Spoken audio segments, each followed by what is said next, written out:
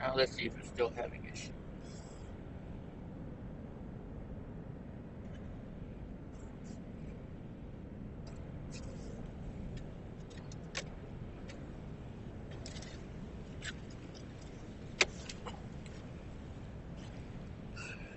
About now.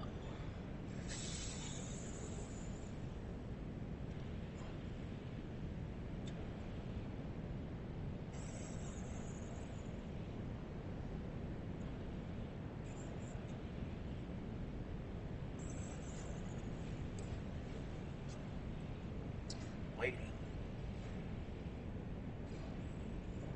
Say something. I get it on mine. Hello? It's got audio. Say something. I get it on mine. Hello? Alright, it's working now. Hello? We're funny. I guess it's working now. I stuck that in. I don't think you saw us in case everybody's.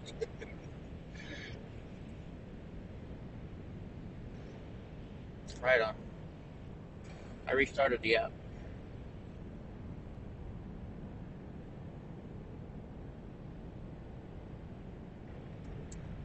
We've already lost almost a quarter of a tank.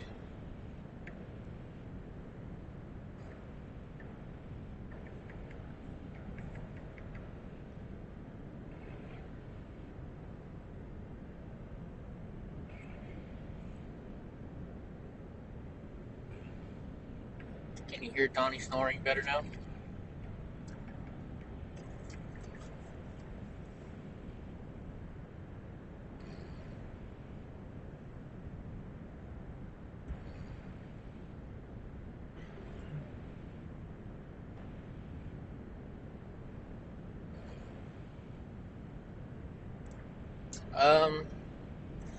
Well, ever since they fixed my truck, it's been getting better diesel mileage, but,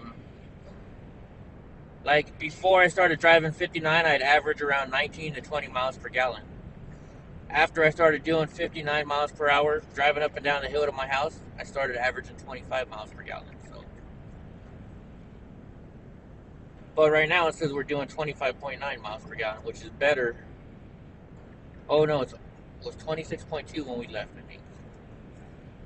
So, Pilot 331 for gas. I wonder how much diesel is. I think if I remember, the cheapest diesel was in Texas.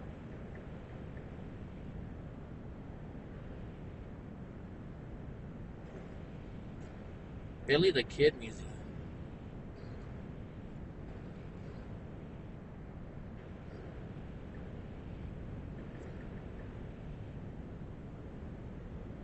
About that, yeah, bro. About that.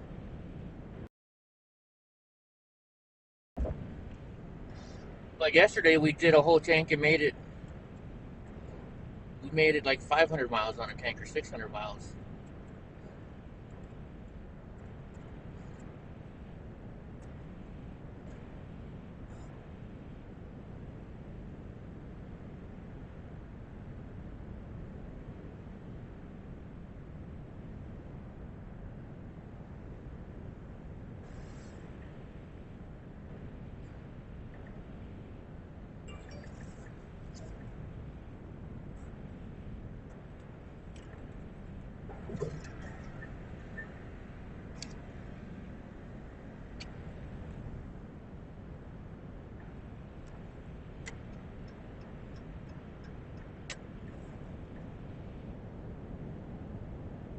Is there any interesting things going on in court yet, Hope?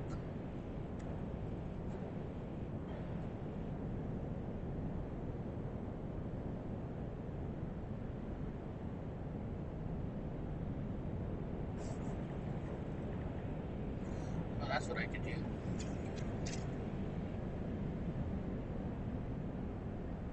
We could listen to the thing from yesterday.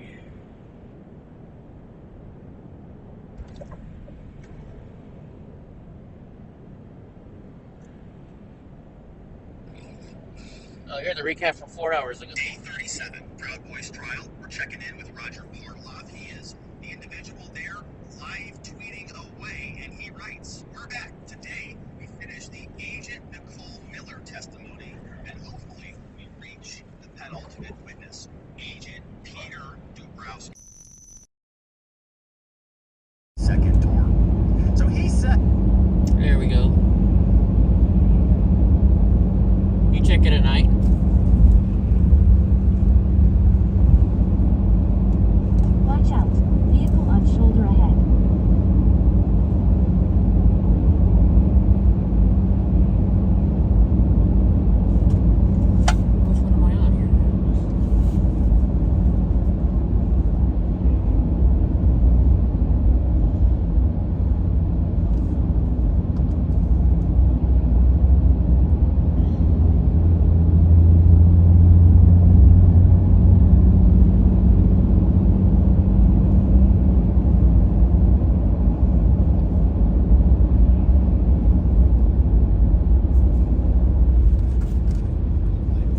conversations because they clicked a box on it. Here we go. Well, listen All to the sorts guy of from insane yesterday. things. We thought that her credibility. Oh, what did I just do? Welcome everyone to the second hearing of the Select Committee on the Weaponization of It was perfectly acceptable to listen in on attorney-client privilege conversations because they clicked a box on it. All sorts of insane things. We thought that her credibility was going to be devastated. Unfortunately for the defense, the judge kept most of that out, just said, not relevant, there's no evidence that they did anything nefarious, and move forward. Don't even speak about it again, essentially. He sat several of them down when they were trying to even make their record. It was quite shocking. But their attempts, instead, they weren't able to do that. To use her as their own witness has borne some fruit. So what they're trying to do is use her to just change the narrative. And we saw that a lot yesterday. The cross by attorney Nick Smith, who's representing Nordine, suggested that the march may have been more haphazard than the government portrayed.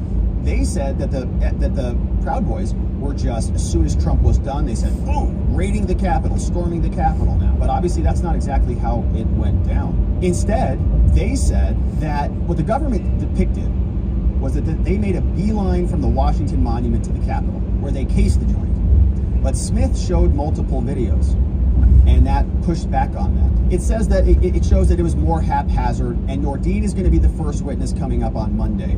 And so let's just go right into he's giving us a brief recap here. But now Judge Kelly is back on the bench, and so let's start right here. Roger Parloff, he continues. Judge Kelly is now back on the bench, day 37. You can follow he along says that using over Twitter the evening, he says the judge received objections from Smith and Nordine and Carmen Hernandez, those two lawyers we just talked about. They say the government wants to introduce exhibits through their next witness. It's going to be FBI agent Peter Dubrowski. He testified earlier. They're going to bring him back. So the judge says, okay, well, what do you guys want to argue about? What are you talking about? So attorney for the defense, Smith, stands up. And he says, all right, well, Judge, they introduced this document as exhibits. And you see this exhibit, it says from Rufio, everyone needs to just shut the F up. And Rufio, and there's a conversation here happening. But the defense got this, and they said, well, I want to know what was said before this. What was the first message before Robert Glee something. He said that there is another message, one right above that. And it says something of the effect, it references that Biggs is a steaming pile of dog doo-doo, that makes it sound like the Capitol attack was planned. Okay, so do you see what's happening here? So in this line of conversation, there's one message where one Proud Boy is saying to another, rail posted. You're getting a Business Hall of Fame in Texas. And he's calling another Proud Boy. So one co-defendant is calling another co-defendant a steaming pile of dog S. Right? That makes it sound like the Capitol attack was planned. So the defense wants to get that in, because if it makes it sound like the Capitol attack was planned, obviously it wasn't planned, right? He's making it sound like we intended to do that, implying that we obviously didn't intend to do that. So what the defense wants is they want to add that in. They want to go back to this exhibit and they say, hey, we need that in there. That's going to be the complete message. It's going to provide context. So the defense attorney says, yeah, I want it in. But the prosecutor came out and he said, sorry, the exhibit's already in evidence. It's already those 4 messages. And when we got it admitted into evidence, nobody made an objection about that. He should have raised it when we were talking about it yesterday. He says, but even if that's aside, I don't think that the portion that we wanted to include has anything to do with anything. He says Nordine wants people to shut the F up because people are getting arrested. Just for reference, not because it has this is who you guys are listening to. The intentions with the Capitol. The statement that Smith wants in, they say, is self-serving hearsay. This guy's website is Robert Gouveia Esquire on YouTube. So the judge is sitting there, he's mulling this over, and we're asking this one message that calls Biggs a steaming pile of DS because he made it implied that this was a planned thing. The judge is going, oh gosh, I don't know. Should I allow that message in? Steaming pile message? He's thinking about it. So now, the judge says, you know what? I am going to allow it. Oh, that's good. So I am going to allow the additional statement in. So the jurors can't see that. So this document will get one additional line up here and it'll say Biggs is a steaming pile of DS, and we essentially implying we didn't plan to attack the Capitol, which is good news for them because that's what they want the jurors to see. Fighting amongst the co-defendants. You want to show that there's no conspiracy here because they didn't agree on anything. And it wasn't planned, and this is all just made up. So that's a good win for the defense. Now, the judge is allowing that. So Smith, the defense, he's like, oh, perfect, baby. Let's open these floodgates.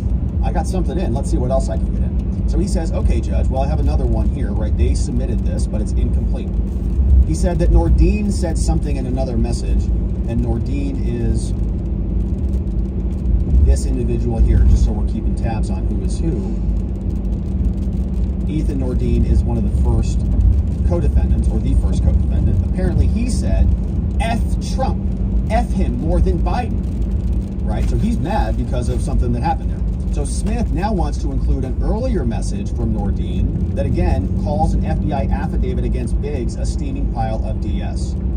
So the prosecutor comes in and he says, okay, oh, well, if you want to include that message, which is all the way up here, then I want to include all of the other messages that are in between. There are 10 messages between the ones that we introduced yesterday and the one Smith wants to introduce. And so if he introduces that, we're getting everything in between. And the prosecutor says, I mean, if that one comes in, they all got to come in. And in that sequence, apparently is a pretty problematic message. Apparently there's a Proud Boy called A.J. Fisher.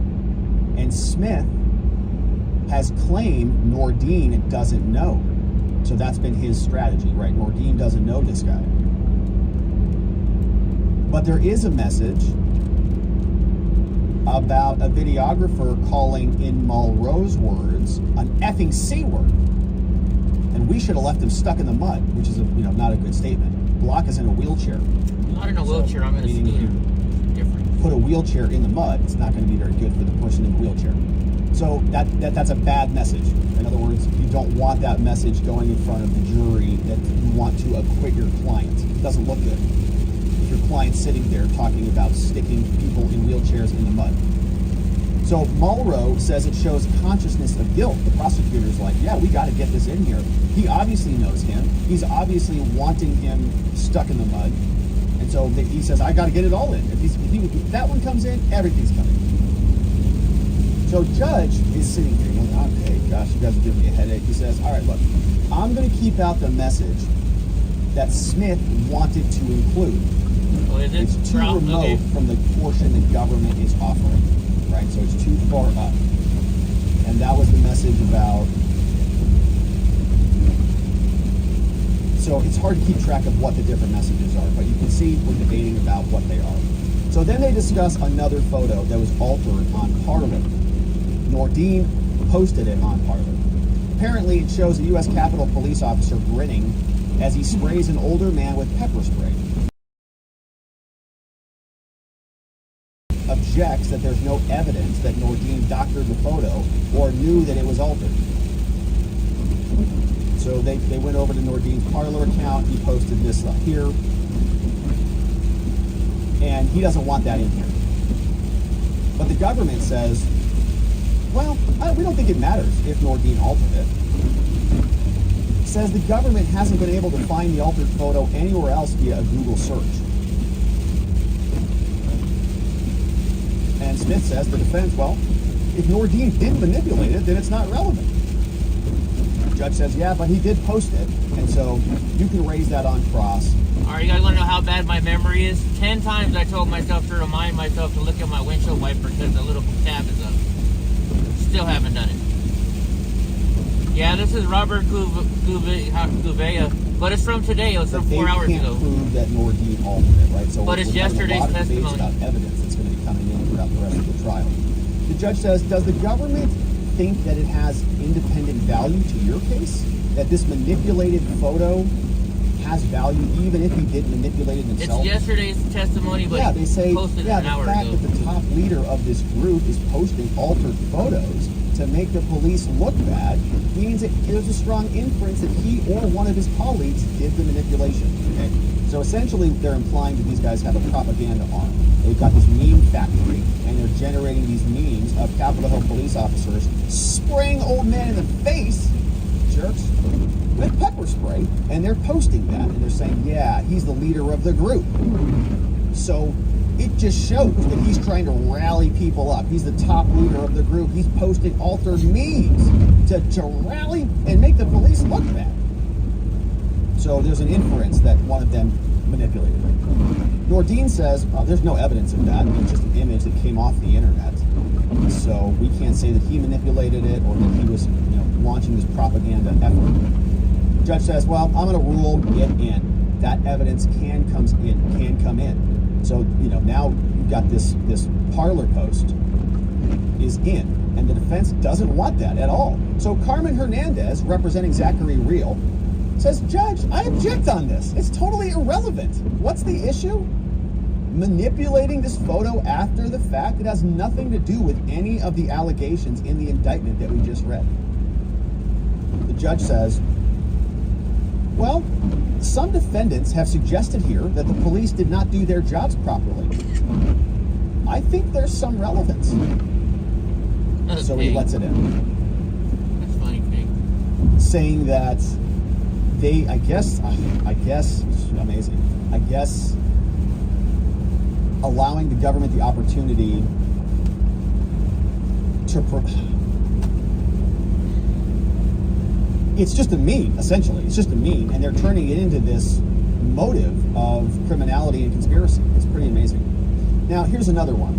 So the Department of Justice, Mulrow, the government prosecutor, tries to get this other thing in. It's about a reaction from the group after January 6th. Nordine, they have a video of him. He's saying something like, this is effing disgusting. I'm pissed right now. F Trump. And there's these two kind of categories of regret. Defendants, there's two types of regrets. One, that they didn't go far enough on January 6th, and two, that they got hung out to dry by Donald Trump after they felt that they'd been acting on his behalf. So this and the other messages show Nordine expressing that second half, saying we got hung out to dry by Trump. This was posted on January 20th, right after Biden took office. Here's your rain drop. In fact, Nordine makes reference to the pardon power and said that Trump pardoned a bunch of degenerates but left out the Proud Boys, and they're all facing jail time. They thought that they took on, for actions they thought they took on his behalf, which is all true. Trump did that. He could have pardoned a bunch of people, and he didn't. So the judge says, you know what, those messages can come in. I'm going to allow those in too. So all of the Trump bashing messages are coming in. Now, there's another series of videos. We haven't even gotten testimony yet. It says now there's a series of post-J6 selfies that Nordine took of himself when he was drunk. Bro, you're going to get a combo text message right now. Drinking, they're posting and sharing messages. They're all on Telegram. And the government wants those selfies in as evidence. He's drunk. He's ranting on Telegram. Smith, the defense, is saying, what are you talking about? They're after January 6th. He's drunk. He's ranting about other things. They have nothing whatsoever to do with January 6th. So why would we let those in? And the prosecutor says, well, towards the end of one of those videos, they say something about having stormed the Capitol. That's why. And the judge says, for the life of me, I don't see how the first video has anything to do with the second video. What are you trying to get this in for, Mr. Prosecutor? Tell me what you're thinking. And he says, well, these two things, they provide context, Judge. It's all about context. What he's talking about with this woman is about what he puts importance on. He goes on, he's talking about Nordine. He says, and he explains what's important is that he took part in storming the Capitol. He's talking to this babe. He's like, hey, sweetie, look, I stormed the Capitol. Then he talks about our reality and how it's so different from anyone else's. And they say, well, it provides context for the other clips. And he says, well, okay, well, the first video's out, right? Context is out, but the other two are in. So it's hard to tease out which videos are which, but one is in, one is out, and the other two are in. So presumably, again, there are more videos of Ethan Nordine being drunk. Now there's another video. Oh, no. He's still drunk, I think. And he's mocking Trump. He's mocking Trump. He said, we're a nation of laws. I condemned what happened. He said, yes. The judge admits that one too. Says he's responding to the fact that they feel abandoned, and so that is coming in. Then they turned their attention over to another exhibit. Judge Kelly had already excluded this one. It's a message from 2020. Another Proud Boy called Nick Ox, who's an elder in the Proud Boys. And he said there's a message in here somewhere that if the election challenges fail, that it's time for violence. So the prosecutor says, well, Judge, when we sought to admit it back during our first FBI agent Dabrowski's testimony, it was to show a mental state of Nick Ox, a co-conspirator. But now that we've seen the totality of the evidence and the video of Ox celebrating in there with Biggs and Nordine, two Proud Boys, we're offering it to provide important evidence of Tario's understanding and his role in J6. So they want additional messages to come in. Now, on Parler, Tario was asking followers to fund his Give, Send, Go. So Nick Ock got arrested, and Tario is posting, tweets to get him out of custody, just like Kamala Harris did for the Summer of Love in 2020 when they torched Minneapolis. So she's not facing federal charges, though. She's not charged with any conspiracy for colluding with those protesters, no. But here, Tario is. Tario posted Free Nick, and that's illegal. So they're saying that they held Ox out as a bona fide journalist, and Judge Kelly is now taking this one under advisement, but he sounds skeptical, so that may not be coming in. And so Carmen Hernandez stands up. She's speaking on behalf of Zachary Real. She's talking, and she's saying, Judge, this is ridiculous. Objection, I've objected to this, and you didn't allow this, and so on, and she's going off. And the judge says, hey, so many of your objections here, I've already ruled on this, okay? I've already ruled on it. And Hernandez says, oh yeah? Well, that's because, and so on, and she's speaking even more. Well, Judge, and I'm sure she's outraged. And she's making a record. It's all on transcript, and good for her. Shout out to Hernandez. But now, another defense attorney is now discussing the altered photo again. He says he's found other examples of it as being a part of a meme on the internet. It's just a meme. But that's okay. They still prosecute people for illegal memes. We've covered many of those illegal prosecutions for posting illegal memes here on this channel, and in fact, another individual is going through a trial on that very issue right now. So the judge says, listen, everybody, I'm not going to burn any more time on this. This is fair game, scolding all of the defense attorneys. This is fair game. Photos coming in, and you can cross-examine them if you want on this issue, and you can present your own evidence on it during your own case. So all of that is coming in. Not great. So then they take a break. The judge says, all right, I'm tired of yelling at you guys, so we're coming back in 10 minutes. And we get to fast forward through it. So now we're back on the bench. The jury is brought in. And here's where we start. This is for Enrique Tario. So we know Enrique Tario here, and his attorney is this guy, Sabino Jaredwide. So these are the two people we're listening to now testify, or the attorney is cross-examining FBI agent Nicole Miller. So Sabino takes the podium and resumes his cross-examination of FBI agent Nicole. The defense. Agent Nicole, I want to draw your attention to this exhibit over here, 509. You see that there on the screen? Yeah. Can you tell me, why does this first entry right here that I'm highlighting for you, why is that message blank at 12:01:55 a.m.? You see that? It says Enrique, Florida, Proud Boy. What's going on there? She says, well, the FBI never recovered that message. Okay, well, that's interesting. And this is from the Ministry of Self-Defense chat. Yeah.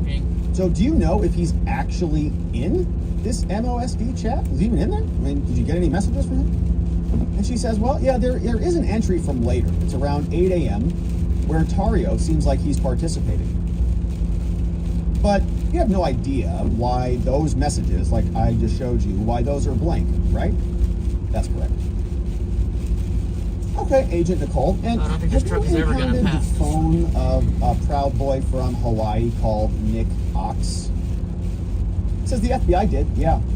And you got these phones together to piece together these chats, right? And that's why you needed the cell phone. says, well, I don't have in-depth knowledge of telegram extractions. Kate Kane, she's another FBI agent. She's got more knowledge about that than I do. Okay, agent, but the reason that you thought Tario had some part in editing the document of the 1776 returns document,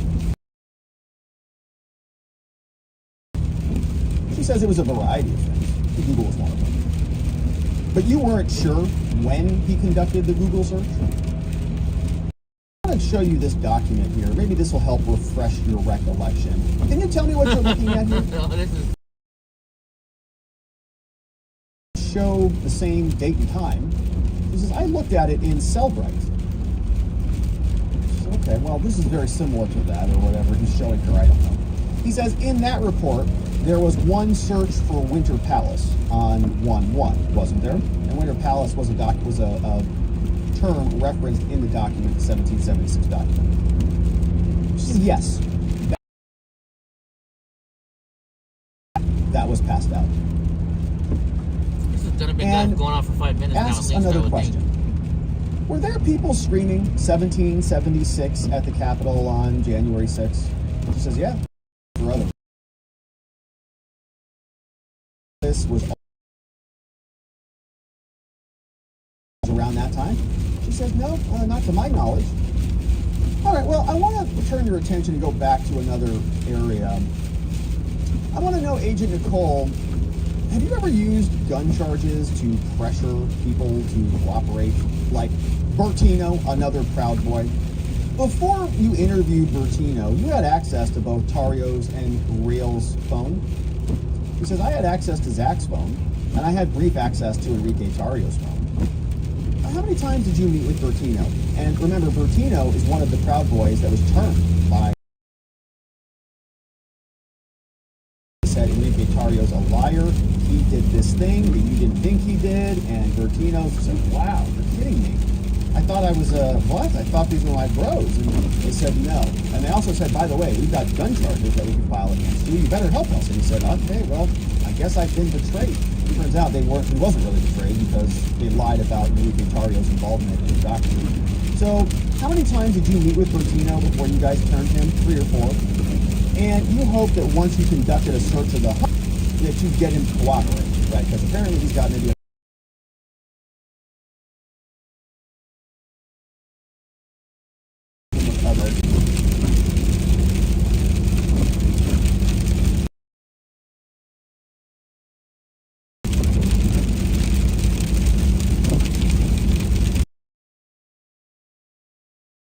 Did you ever say...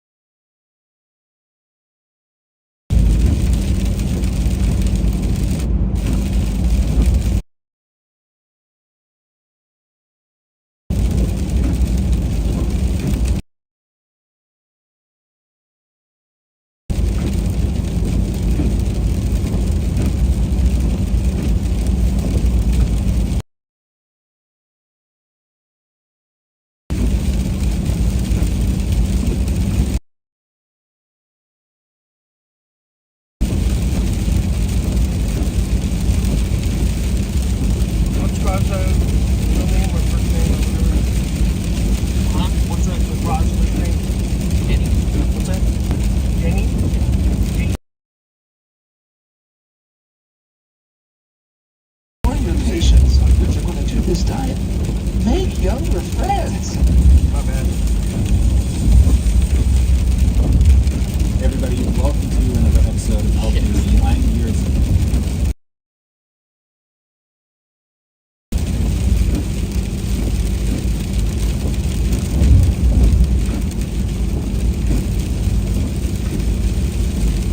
Are we still live, guys? I'm just curious, or do I need to restart it over?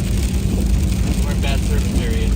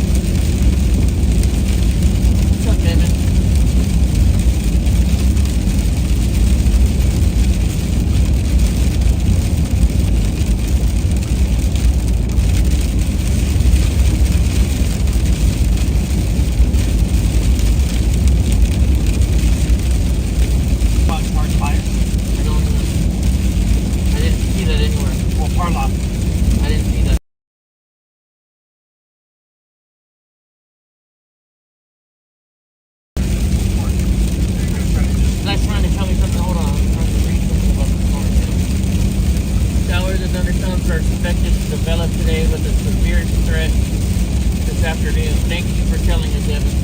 Pretty severe right now. It's pretty, coming down pretty hard. I don't think it's severe. It's just we're doing 80 miles an hour, so it makes it more. Yeah, I got you. It makes it seem worse than it is. Well, yeah. Got it. Still coming down pretty hard.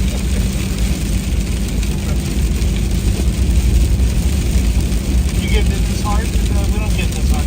Open it up.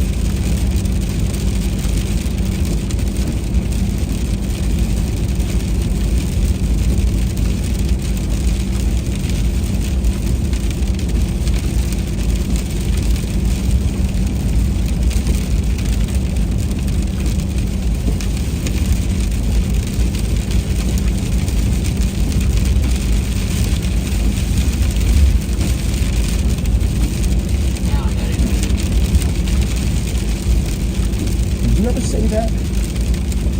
Possibly. Did you ever say something like, hoping he has a change of mind and decide he wants to talk because we're threatening him with new charges, totally unrelated to January 6th? Because all they're trying to do is make their case. They need seditious conspirators to turn this thing, this giant fake charade, into something more legitimate. They need seditious conspiracy charges. And so they're pressuring the Proud Boys with gun charges that aren't even related to J6.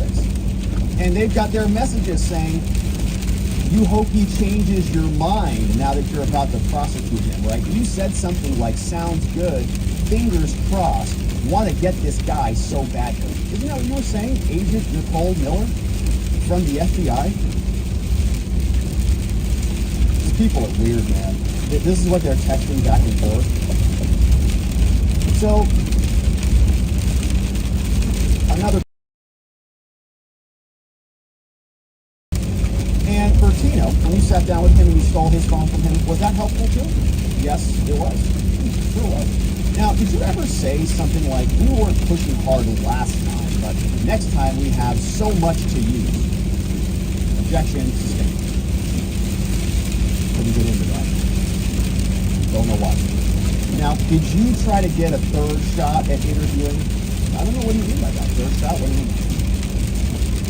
Well, you had been pushing for the DNA for the guns, right? Well, I don't know that I was. I mean, that was done through the FBI Charlotte out of North Carolina. The prosecutor stands up and says, Judge, I object to this. None of this is proper because he is only allowed to cross-examine her with inconsistent statements, and these are consistent with her testimony. So the judge says, all right, sidebar, get on the phone. So they get on the phone. They get back off the phone. Defense starts back up. He says, all right, FBI agent, were you able to acquire a video of Bertino who flipped on the Proud Boys shooting a gun? Yeah, we got one. And that was more ammunition to get him to flip. Objection sustained. Right? So they got a video, and I don't know what the objection was, but maybe, okay. So it was, yeah. They're just gobbling up evidence of the weapons charges. And you did that to pressure him to flip objection. Are there voice notes by Enrique Cario that you're aware of on day 6? Well, not specifically on January 6th that I can think of. At what time, FBI Nicole, approximately, give or take, did defendants in this case enter the Capitol? Objection, compound, question. Please rephrase. Okay, what time did they first enter in this case? 2:13 p.m. And what time was the last Proud Boy out of the Capitol building? She says, well, I know last off Capitol grounds, the last person that exited the building was 3:13 p.m. first entered at 2:13. Around 3:13, they were already gone. They've been in custody ever since, basically, ever since they were arrested. For less than 1 hour. Now, pretty small. We know that they were back and counting votes that night. The building was declared secure by 8 o'clock p.m. Eastern Time. They were already bringing Congress people back by 7:13 that night. About 7:15. Declared secure. They counted the votes that night and over, which was strange. They almost interfered with American democracy. Thought it might take something a little bit more than that, but I'm not. I don't know how to be hyperbolic and hyperventilate over every little thing. So this continues now. He says, I want to turn our attention over to Kenny Lizardo. Here, Kenny Lizardo, who we learned about yesterday, was a confidential human source. Kenny Lizardo was a confidential human source from yesterday, went and picked up Enrique Tarrio and brought him back to his hotel in Baltimore on January 5th, I believe it was. So the FBI had feds embedded all over the place, not actual, employed feds, but confidential human sources, picking up the Proud Boys. Kenny Lizardo, he's also a part of the Boots on the Ground chat, is that right, Agent? Yeah.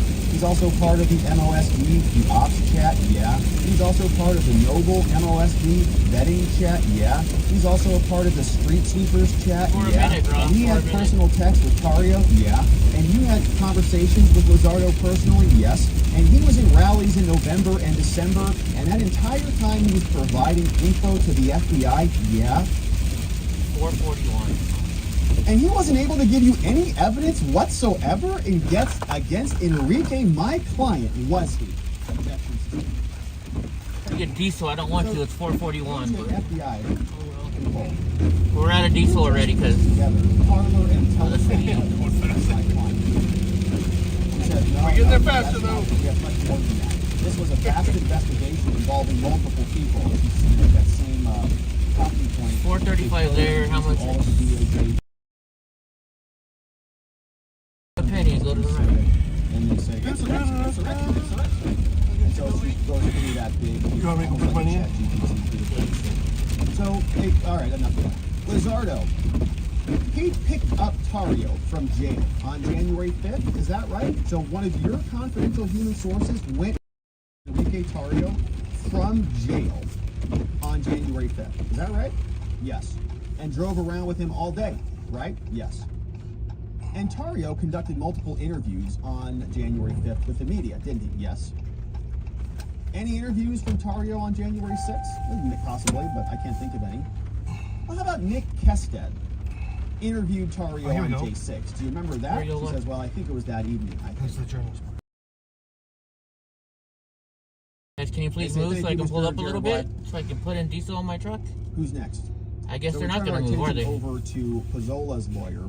And Pizzola is now they're still just standing there. Stephen Allen Metcalf, this gentleman here, New York criminal defense attorney. Yeah, it's almost $1 cheaper there, Draw. That's why I'm not filling up the tank. Here's where stands up. All right, FBI agent Cole. Can you just give me a Sprite, please, and put in the rest? You've been investigating Pizzola, my client, since the beginning, haven't you? Yes. And you started on January 6th? I said, well, I didn't start with the Proud Boys initially. Specifically, I was involved with the Proud Boys in about March of 2021 when they decided they needed a conspiracy theory. We're done. You want to go outside? And then the defense asks another question. All right, guys. So, okay, when you got I'll leave it running for you guys to hear this stuff. 2021, when about you started going to investigating my client? Whoa. He says, well, when I got over to the New York field office, later on, I caught him out in March. Thanks for stepping in. So you only focused on New York chapters? He says, well, some individuals played into this. And yes. And how about Matt Green? He says, well, Green's case was out of Albany, and I worked with an Albany agent then. Same with Pizzola? Yeah. But the Green case agent was Wren, and Pizzola's case was Kevin Butter or something. So they're talking about who's in charge of the case. And the defense says, okay, so throughout 2021, were you investigating anything else, or were you just investigating the Proud Boys? She says, it was an investigation, not into the Proud Boys. It was just into January 6th. I mean, some Proud Boys were involved in that, but it was a bigger investigation. So who did you look into who weren't Proud Boys? I mean, if you weren't looking only at the Proud Boys, there's this other category of people. Who were they? She says, well, there were other people I worked on. Somebody named Shannon, somebody named Trevor McDonald. Okay, and how many targets did you have that were not Proud Boys, like Shannon and like Trevor? She says, what do you mean by targets? Well, you label people, right, as witnesses, someone with info, CHS word or something like that. And she says, well, I don't use that word. Not something I've ever come across at the FBI. I don't call anybody witnesses. So you're working with, and I must have just left that one. So you're working with 5 lead case agents? Well, they're all agents, except Dombrowski, are Washington field office agents. So she's being difficult now, right? She's playing word games with him. You labeled people as witness, like someone with info. I don't know what you're talking about. I never called anybody anything. You got 5 case agents working on this? No, they're agents. Except Dombrowski, right? She's getting And there goes my backpack. defense attorneys. So Metcalf then says, all right, so you guys met in person, you sent emails back and forth, you have emails that talk about classification designations, and these emails, you have these emails that you sent back and forth between your team, they're either categorized as classified or unclassified, right? You've got these 3 different I have no shoes on because my leg is wrapped up. FOIA, which is and it's for raining. official use only. And then there's secret too? And she says, yeah, you got all those categories. I'm trying to hook up the antenna right now. To communicate these messages internally at the FBI. You need help with anything? Yeah, we use a Nothing, my buddy's gonna come. Thank you, though. You had access to that? Thank you very much, sir. Yes, I did. Yep. I appreciate it very It's much. a classified system, so it's on the He red wants to say hi to you. The unclassified Yeah, side is called the green side. What's SOF? Objection, My neighbor sidebar. had Don't know what that is. St. Bernard. St. Bernard, yeah. Comment inserted, courtesy of Roger. He Well, says the he's had guiltier like a lawyer's 7 of them client over is, the his more time lifetime. the lawyer will spend on exploring. When I was matters married, we would claiming always divorce adopt from the dogs. evidence. And we adopted one from the So he pound goes in St. back, I Bernard. guess he's thinking that. And he was just Zola such a is great the most dog that when I guilty. got divorced, he needed my service dog. But if any Time off conspiracy doesn't charge, I seem to still be think drooling it's- much. No, he doesn't drill much. Only when he Roger sees Parloff food or continues. if He he's says, hot, sweaty. Metcalf Sure. But for says, the most "Throughout part, he's a this dry mouth, time, yeah. You were constantly He does finding drool, new though. information when you were Hi, playing Donnie. the Where's Wallow games with the Proud Boys, right? Yeah. Yeah. And you familiarized yourself with these Kevin's dog hated chats? cats. Really, he Yes, loves I do. cats. And you discussed this these one, chats he with your says, team. "Don't let your didn't you? cats out, Jeff. And you knew that They will Pizzola be was done." not a part Yeah. of a lot of these chats. Porcupines right? look Yes. a lot like a cat. Oh, So I wow. will show you what Yeah, is and here on the it's screen. got on Here. this This is one, called the new MOS. Oh, my It goodness. shook it. You It see shook this it. here? till Is this it the was new dead. chat? Tell me about that one. Well, that's where all the new. That was an expensive vet bill, I bet. And on the screen is And it lay Aaron there of the like Bloody that. East It and made Noble the Beard mistake of Memorial. moving again. You got Calabunga, So but it do you see shook it some Pizzola more. When he was in done, that it chat? was 452 chat? Expensive. No. No, Here I want to show you it this one. wasn't. Here is So a took it all back. image. Oh, did he? MOSE, the Ministry of Self-Defense chat. I felt bad about that. This is on your screen here. Do you see that? Yeah, it's not much sense. Yeah. Do you see that client? Oh, wow. Tario and any of those? Wow. Oh, that's obnoxiously loud. That's, yes, obnoxious. Well, you have a good day, sir. Yes, Dominic you are. Pizzola, Enrique Tario's right there. We've got Enrique Tario here, Noble Beard, a bunch of other people, but we don't. I don't know if they're twins or not, bro. Some of the girls that came out were kind of cute. The earliest that he actually did join any of these chats was on January 4th, right? Yeah, that sounds accurate. Well, I want to show you a new exhibit. Is that your handwriting, Agent McCoy? Yes. So these are your notes about what you've tested. Do you want in the truck now, Donnie, or you want to stay outside? Judge, I'd like to introduce these. Objection sustained. Doesn't want it in. Admitted as evidence. Can you describe foundation? Can you describe what's on the first page? Objection sidebar. Sorry, Go guys. back to- Getting diesel waiting on tie. I don't know if you Each of should those pages I showed you are your notes. pay it or not yet. When did you create that document? As I started studying for my testimony, going through videos and figuring out the timeline as when I started writing those. So when did you do that? It took me about a few months. I have to go to the When did you complete restroom, it? I don't remember. I mean, it was recently. but I don't want to take my scooter off.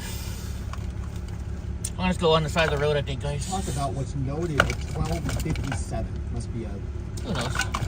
a note.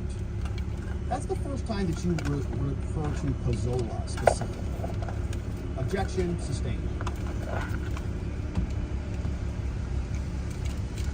That's a timeline You put together from 10 a.m. to 12:57 on J6. Is that right? Yes, a general time. Dang, how long are the lines in there? Based off a montage that we watched. Attention drivers. Now, Harloff tells us that we're watching. You want to come back inside, Donnie? So the driver behind you can fuel. Thanks for stopping at Love's. What Have a great day. Metcalf is Please don't tell me he got one in a cup. I didn't want it in the cup. To 11:21. I wanted a bottle. She's not sure Oh well. she saw Pizzola. Oh in well. March. I'm not gonna say anything. So you're aware that he left I can start the March pumping? for a period? Yeah, he wasn't even there? Yeah. And Thank you. can you tell me when Sure. he left the Not gas, diesel. Not gas. Please Did you don't find put out gas that in there. And Pizzola left? Yes, I did.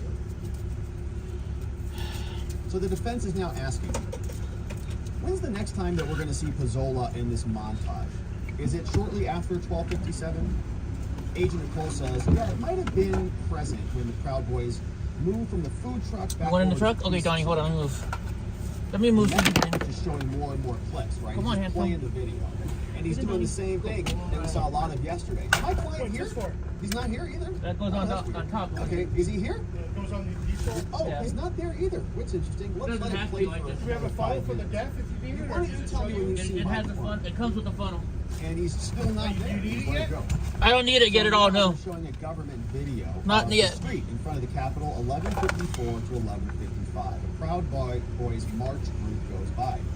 Neither Pizzola nor Green are visible. We see the orange hat group toward the end of this video, mostly Proud Boys from Arizona. Shout out to Arizona. Now, what are they doing here, Shit. Agent Nicole? She says, well, Did you get the antenna? they're going to get to food I'm trucks working about on it, 12:07. Ty. 1 second. Back to the video. It's now 12:07. Do you see Pizzola in there? Nope, he's still not there. They fast forward all the way to 12:23, still not there. Huh, so you didn't see my client in any of that footage? All right, well, now I want to ask you about what you did with their bank accounts, with their phone records and their hotel receipts. And he's eliciting that. Can you get your from water, Donnie? Per FBI agent Nicole, objection sustained. So he says, okay, we'll move on. Now I want to talk about a picture that you guys got at the FBI from Green's phone. It's up on the screen here. Do you recognize this? She says, yeah, it shows Pizzola. He's walking around toward the Peace Monument. That's at about 12:50, 3 minutes before the first breach. And Pizzola is with the person, Agent Nicole says, his name is Art Lashon. Art Vandalay. What? Objection, relevance, sustained. if you haven't Metcalf looked is at, bringing out now that he knows. She says, okay, so you your can notes show are a back on the barcode, screen, and your notes go say and pay that inside, you get Pizzola 10 cents first off per appeared gallon. for the very first Okay. time at 12:56. You know, So it would have been And you knew 4:25. Pizzola left Yeah, well, for over an hour? This is what I don't know. It's all right. I'm not. But they were both gone. At this for point, anywhere Ty, I'm from not an hour. interested. Objection sustained. Thank you, No though. Videos, he's the I just want to get on the road and go. I don't know why you- almost making a statement. Ty, I'm They were just- both Ty- gone from anywhere Ty, from I an hour, don't- so it's not actually a question. Objection I'm not sustained. upset, Ty. I just said I don't feel like doing it, sir. Eyes on them from that entire window, right? Eddie is tired. I want to make my leak pay off. It's Gone. right there in So front of they my face. can't place them anywhere. No videos. Show them you anywhere. guys tell from I'm that entire tired? window. So then the defense says.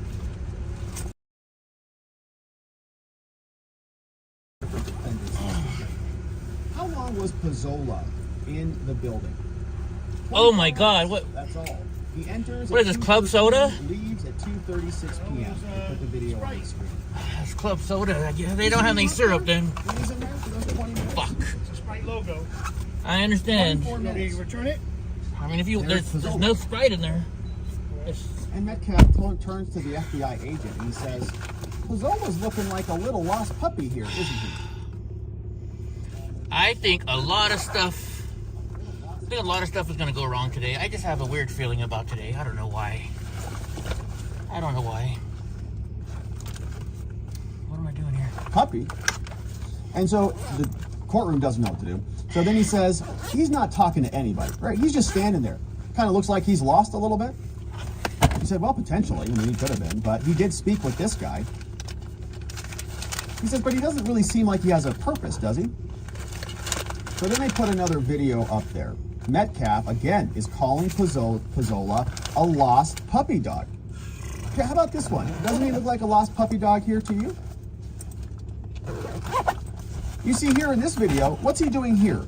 Is Pizzola giving a shield back to a police officer here? Is that what he's doing? Oh, shit. She says, well, I wouldn't characterize it that way, but the shield does end up back with the police. So I don't know what video they're talking about, but she doesn't want to say that he gave it back to the cops. He puts up another video on the screen. He says, well, this one looks like he's giving it right back to the police, right? She says, the shield is provided back to the police by Mr. Pizzola. She did not like that question. FBI agent Nicole, it looks like Dominic here is helping his officer. This is the guy who goes over the his shield back, isn't he? This is the guy. He goes over the tweets from court for the Proud Board hearings. Ty. Yes, Ty. Yeah, they don't have spiked syrup. You want me to try Mountain Dew or something else? No, you just throw the freaking thing away and come on and let's go. I don't care. $2, and I gotta get your receipt. So I don't care. I don't care about the receipt, Ty. Just dude, it's $80. You're gonna get reimbursed. Okay. Just chill. What's wrong? Why are you getting all upset? Nothing, Ty. I'm getting Ty upset because I wanted a bottle of Sprite so this wouldn't happen. And I'm driving and I'm tired. And I can't find this part I need. And I want to go because I have to go to the restroom. You're done yesterday. I don't have shoes on. And I can't go out in the water to go use the restroom inside. 24 minutes later, right? He says yes. Now, sorry guys, Eddie's not having a good day. You guys ever have those bad days? Back on the bench. One juror has an important medical appointment on Tuesday. And I don't like people telling me that I don't know what the fuck I'm doing. That's probably the biggest thing. Now the judge was also thinking this over while he was eating his food. And he made his mind up on a few things. He says, all right, everybody, guess what? I am excluding one sentence from an exhibit the government wanted to introduce. Don't know what that is, but he's excluding. He's also ruling that someone in the boots on the Thank you so much, Ping. I appreciate that. I need it today. Domestic terrorist. Say a prayer that Eddie stops being an asshole to everybody. How about that? Because that's what I'm being today. Not so good for the defense. So the jurors are going to read that. Now, it's obviously a sarcastic. Eddie's going to be an asshole to everybody today. I just interrupt. He's the defense attorney. He says, Judge, how can you possibly rule on this? You had lunch and this is what you decided? The judge said, listen, when coupled with other statements there that are in the record, like don't post any video, they are looking for us. He says it's clearly relevant. He says, but Judge, it's so prejudicial against my client. It's a legal label. Calling this a domestic. I found the part I'm looking for. Hey, that's a miracle. Something went right. Paragraph that says that we're, and I almost lost it. Right? It's so prejudicial. You got to keep it out. He says it's also inaccurate. He says, well, I already heard this argument this morning. Why are you bringing it up again? Sit down. And Carmen Hernandez, representing Real, stands up and says, thank you, Ping. Judge, can I be heard on this? So she stands up, and now she's arguing too. And we don't know what she's saying, but I'm sure it's extremely good. And then she's done, and he shuts her down. I already told you the same thing, Carmen, so why don't you sit down too? And then Norm stands up. He's for Joe Biggs. And he's like, Judge, okay, well, I have to speak up about this. I'm also objecting to that appellation. Yes. This is ridiculous. All these defense attorneys are pounding at the table. And I know, Donnie. Oh, there's a guy in a wheelchair next to me. And Donnie wants to go see him. Go, Donnie, move. Donnie. Judge, these defense attorneys are so different. Says we are burning so much of the jury's time relitigating things that Your Honor has already ruled on. Donnie, move, buddy. You're on something. Thank you. I agree with you, Judge. You're doing a great job up there, and I think that you have already decided this, and I hope you had a great lunch, and thanks for being here. You're just doing a swell job. And the judge says, I agree with you. It's a great point, DOJ. Too many men in a tiny car. And this working well with you. I agree. This is in. So it all comes in. Oh, I gotta go to the bathroom. Okay, what are you doing? Three defense attorneys reading from the rooftops. So now the judge is turning to the government's request this morning to reconsider a piece of evidence. Oh, I gotta go pee. Excluded some months ago. That's not the right.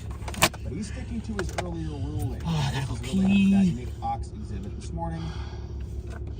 And Carmen Hernandez is now re-arguing a different issue. She's fired up. God damn it. What's up, Donnie? Donnie, get in the back, please, Donnie. Donnie. Now, attorney Metcalf. Oh, man. He is cross-examining FBI agent Nicole. Move, Donnie. He says, okay, Nicole.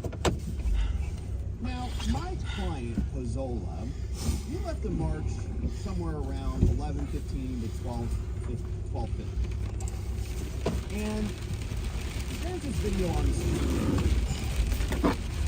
of Pozola, and he's moving forward from the T circle towards where the second breach occurred. See that? Yeah. And you also see that Pozola and this person called Yes, I understand, sir. I have to go to the bathroom really bad. I cannot put a shoe on my foot. My scooter's soaking wet. I need to go pee. I'm just gonna go find a place over here so I can go use the restroom real quick. I'm very uncomfortable right now. He's absent from the march. Is that true? That's correct. And so now I want to turn our attention over to the chats, all the telegram messages. So you say that boots on the ground, that was created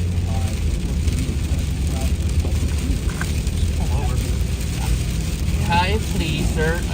Don't get all emotional. I'm just saying, Ty, I know how to drive, Ty. Please. I will find a spot to pull over. I know. I don't know why you're upset. I'm not upset, Ty, but you're telling me just pull over here. I know how to drive. That's all I'm saying, bud. That's all I'm saying. I'm not trying to... Disconnected, that's all. Because I really have to go to the restroom right now. You're upset. I'm having a... I'm in I got you. I don't know how to walk you through this one. No, it's not a good... No one can walk me through me when I'm like this. Gotcha. Why is our hotel calling us? It's the hospital. Hello? Hi, good morning. This is Armando calling you. Why is that one? I'm sorry. Hold on 1 second, sir. You're calling me from where, sir?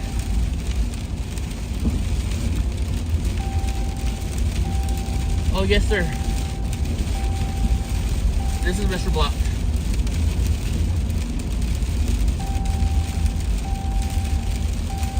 My leg is doing much better, thank you. No, sir, I do not.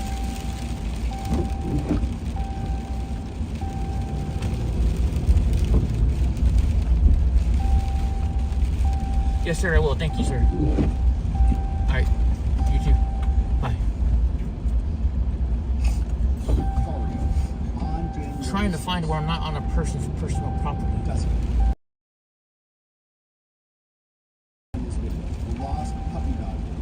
Establishing that this is a 12-minute video, 12 minutes after the video.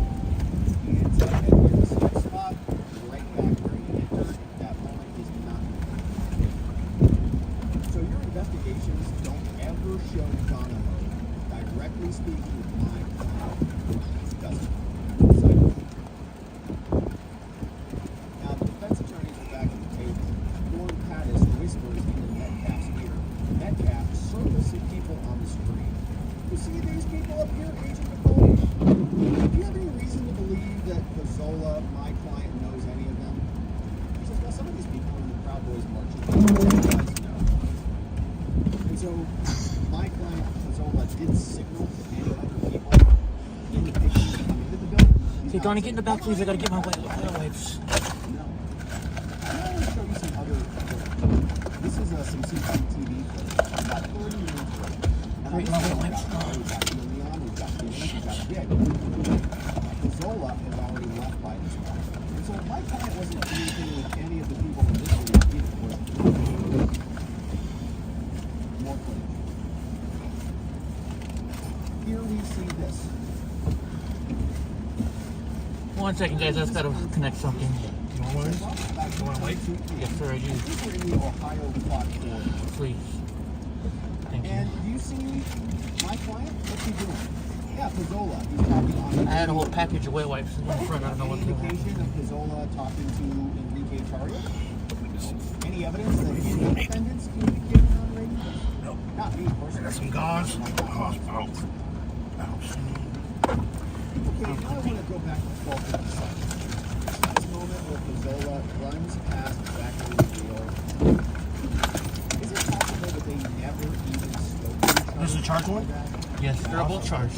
I know. Any indication inside the building that Pizzola? I'm looking for the plug-in for the. Here's your part. Any indication of that? No. You want to keep it here? That's fine. And in this room, at about 222, is not near anybody else either.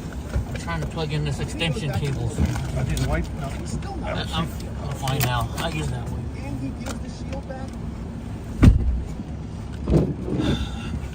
So now, What's up, James? wants to talk about Trying to plug in our antenna so we have better service, cell phone service. He says, you see this video?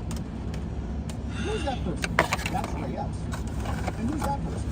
That's Ryan Sampson. And we've seen this video many times. Ryan Sampson is wearing the hat, put on backwards. All right, here we go. Black, I think vest with a gray undershirt, red hat. I'm curious. He says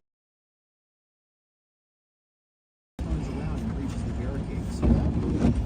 And you see footage of Epps near Pizzola, right? Yes, I do. And Epps also speaks to Pizzola, doesn't he? And she says, well, Epps Gotta put your seatbelt on, Ty, otherwise it's gonna keep doing that. Turn right. In 300 feet, use the right lane to turn right on East Tucumcari Boulevard. Use the right lane to turn right on East Tucumcari Boulevard. Use the right lane to turn right on East Tucumcari Boulevard. Turn right on South Saratoga Street. Then turn right on East Tucumcari Boulevard. Turn right on South Saratoga Street. Then turn right on East Tucumcari Boulevard. Any subjects of investigation are not cowboys or associates of the crowd. Well, I can't answer that because it's an ongoing investigation. Now, the Shannon Roush was not a cowboy. Yes, he met up with them at the moon show. But you testified earlier that he was a cowboy. Oh, well, if I did say that, then I was mistaken. He says, thanks. So you were mistaken? Perfect, thanks. Sits down. No further questions. Did you hear that, jury? Did you hear that? She said she was mistaken. No further questions. A little bit of a mic drop. Moment, nice way to end the cross. So now all the defense attorneys are done because all of them with that very... Turn left to I-40. Now we turn our attention over to the prosecution back on redirect. And it looks like we're going to get Kinnearson, Eric Michael, who's going to be doing the redirect. So the prosecutor is now out. He says, all right, FBI agent, you're doing a great job. We love you here. He says, I want to ask you about 1776 and Jeremy Bertino. Yeah, I hope it's Saying right. you spoke to the phone on the phone with Bertino close in time to when the FBI first found it on Tario's phone. Yeah, she says, yeah, the 1776 document was seen in Tario's phone and it was sent to him from Erica. And then there were text messages going back and forth. She sent it to him.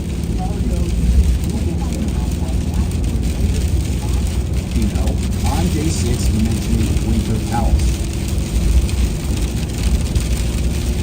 So they want to put in an exhibit, apparently, when Tario Googled Winter Palace. Sidebar comes up. That word is a keyword in the 1776 returns document. It's a self-right extraction. They say that the Google search occurred at 12:14 a.m. Defense objects. Objection, she's not an expert. She can't talk about any of this stuff. Sustained. Prosecutor asks for a sidebar. Now, Roger says that this is about the intriguing but confusing testimony that she gave earlier about Tario having allegedly, quote, created, modified, or accessed the documents. It seems to contradict expert Kate Kane's conclusion that no forensic proof exists of whether Tario actually opened the document. Yeah, because they used that phrase, they used this idea that Enrique Tario was the author or knew about this document to turn Martino. And then the defense was saying, we can't even know whether he actually even opened the document because it was just emailed to him. So the actual expert witness, Kate Kane, says there is no conclusive proof. If FBI agent Cole says there is, she's wrong about that as well. So she says, while I was reviewing Tario's phone, I found the document. It says created, modified, or accessed at 9:30, and then within a half an hour, he called Nordine. One of the members of the FBI team told Kate Kane about this. All this occurred after Kate Kane sent the email to the case agents. Sorry, this is fast and confusing. Yeah, there's a lot. Now, Kinnearson is back up doing the redirect, trying to rehabilitate this FBI agent. Now asking her about knowledge and her limited knowledge and access to information about the database of the confidential human sources. Yesterday, we had a great cross-examination from, I believe, Carmen Hernandez, and we learned that there was a big binder full of confidential human source interview forms that the FBI had cataloged from January 6th. A big binder. And they gave it to Agent Cole, and they said, hey, can you tell me if you recognize any of these people? And she's up there in front of the jury, and they're just rummaging through all of these. No, I don't know him, don't know him, don't know him. We're sitting here going, how many confidential human sources are there, for crying out loud? So the prosecutor says, FBI agents, do you have the ability to search a database for confidential human sources? No, we don't. And so the defense made her look very foolish, caring about them, not even looking for them. It made her look like her investigation was laser focused on only identifying the Proud Boys, because in my opinion, that's the truth. They needed to go find one of these white militia, domestic, homegrown, violent extremist groups. And they found Enrique Tario, who's not even white, to be the leader of one of them. Anyways, so they're trying to rehabilitate her now. You don't have any access to those databases, do you? No. Any reasons? Yeah, it's so we can protect our sources. But what about Lizardo, one of your sources who picked up Enrique Tario when he got out of jail? Did Lizardo march with the group from the Washington Monument? No. Was he present at the food trucks? Yeah. And then he went back to his Phoenix Park hotel. Lizardo is now at the food trucks. And then they go back to questions about Lizardo. They say, has he been a confidential human source prior to day 6? He said, well, Lizardo made a report to his handlers sometime before day 6. Objection sidebar. We'll come back to that topic. The prosecutor is now referring to Norm Pattis's question. Yesterday, she had a difficult time circling the Proud Boys. She circled 9 people the first time, 13 people the second time. She reviewed videos time and time again. She made flashcards. She studied them. Audio, podcasts. She wanted to learn their voices. She was going crazy. I really wanted this guy arrested. Kind of obsessed in a weird way. So now they're asking about this. They say, hey, you've identified Zachary Reel's voice a couple times. Are you confident in those identifications? Objection, sidebar, not qualified. The judge says, no, she can say. And she answered, yeah, I'm confident. I know Zach's voice. She says that there were about 50 to 100 people in the group. I've problems recognizing any of them. There were thousands of people there, right? Were you investigating all of them? No, I'm not. My focus is on what happened on J6, planning, and how that event ended up happening. Thank you, hot damn. It's a key word in the 1776 returns document. It's a self-right extraction. They say that the Google search occurred at 12:14 a.m. Defense objects. Thank you very Objection, much, she's not an expert. She can't talk about any of this stuff. Sustained. Prosecutor asks for a sidebar. Now, Roger says that this is about the intriguing but confusing testimony that she gave earlier about Tario having allegedly, quote, created, modified, or accessed the documents. Seems to contradict expert Kate Payne's conclusion that no forensic proof exists of whether Tario actually opened the document. Yeah, because they used that phrase, they used this idea that Enrique Tario was the author or knew about this document to turn Latino. And then the defense was saying, we can't even know whether he actually even opened the document because it was just emailed to him. So the actual expert witness, Kate, says there is, she's wrong about that as well. So she says, while I was reviewing Tario's phone, I found the document. It says created, modified, or accessed at 9:30, and then within a half an hour, he called Nordine. One of the members of the FBI team told Kate Payne about this. All this occurred after Kate Payne sent the email to the case agents. Sorry, this is fast and confusing. Yeah, so it's a lot. Now, Kinnearson is back up doing the redirect, trying to rehabilitate this FBI agent.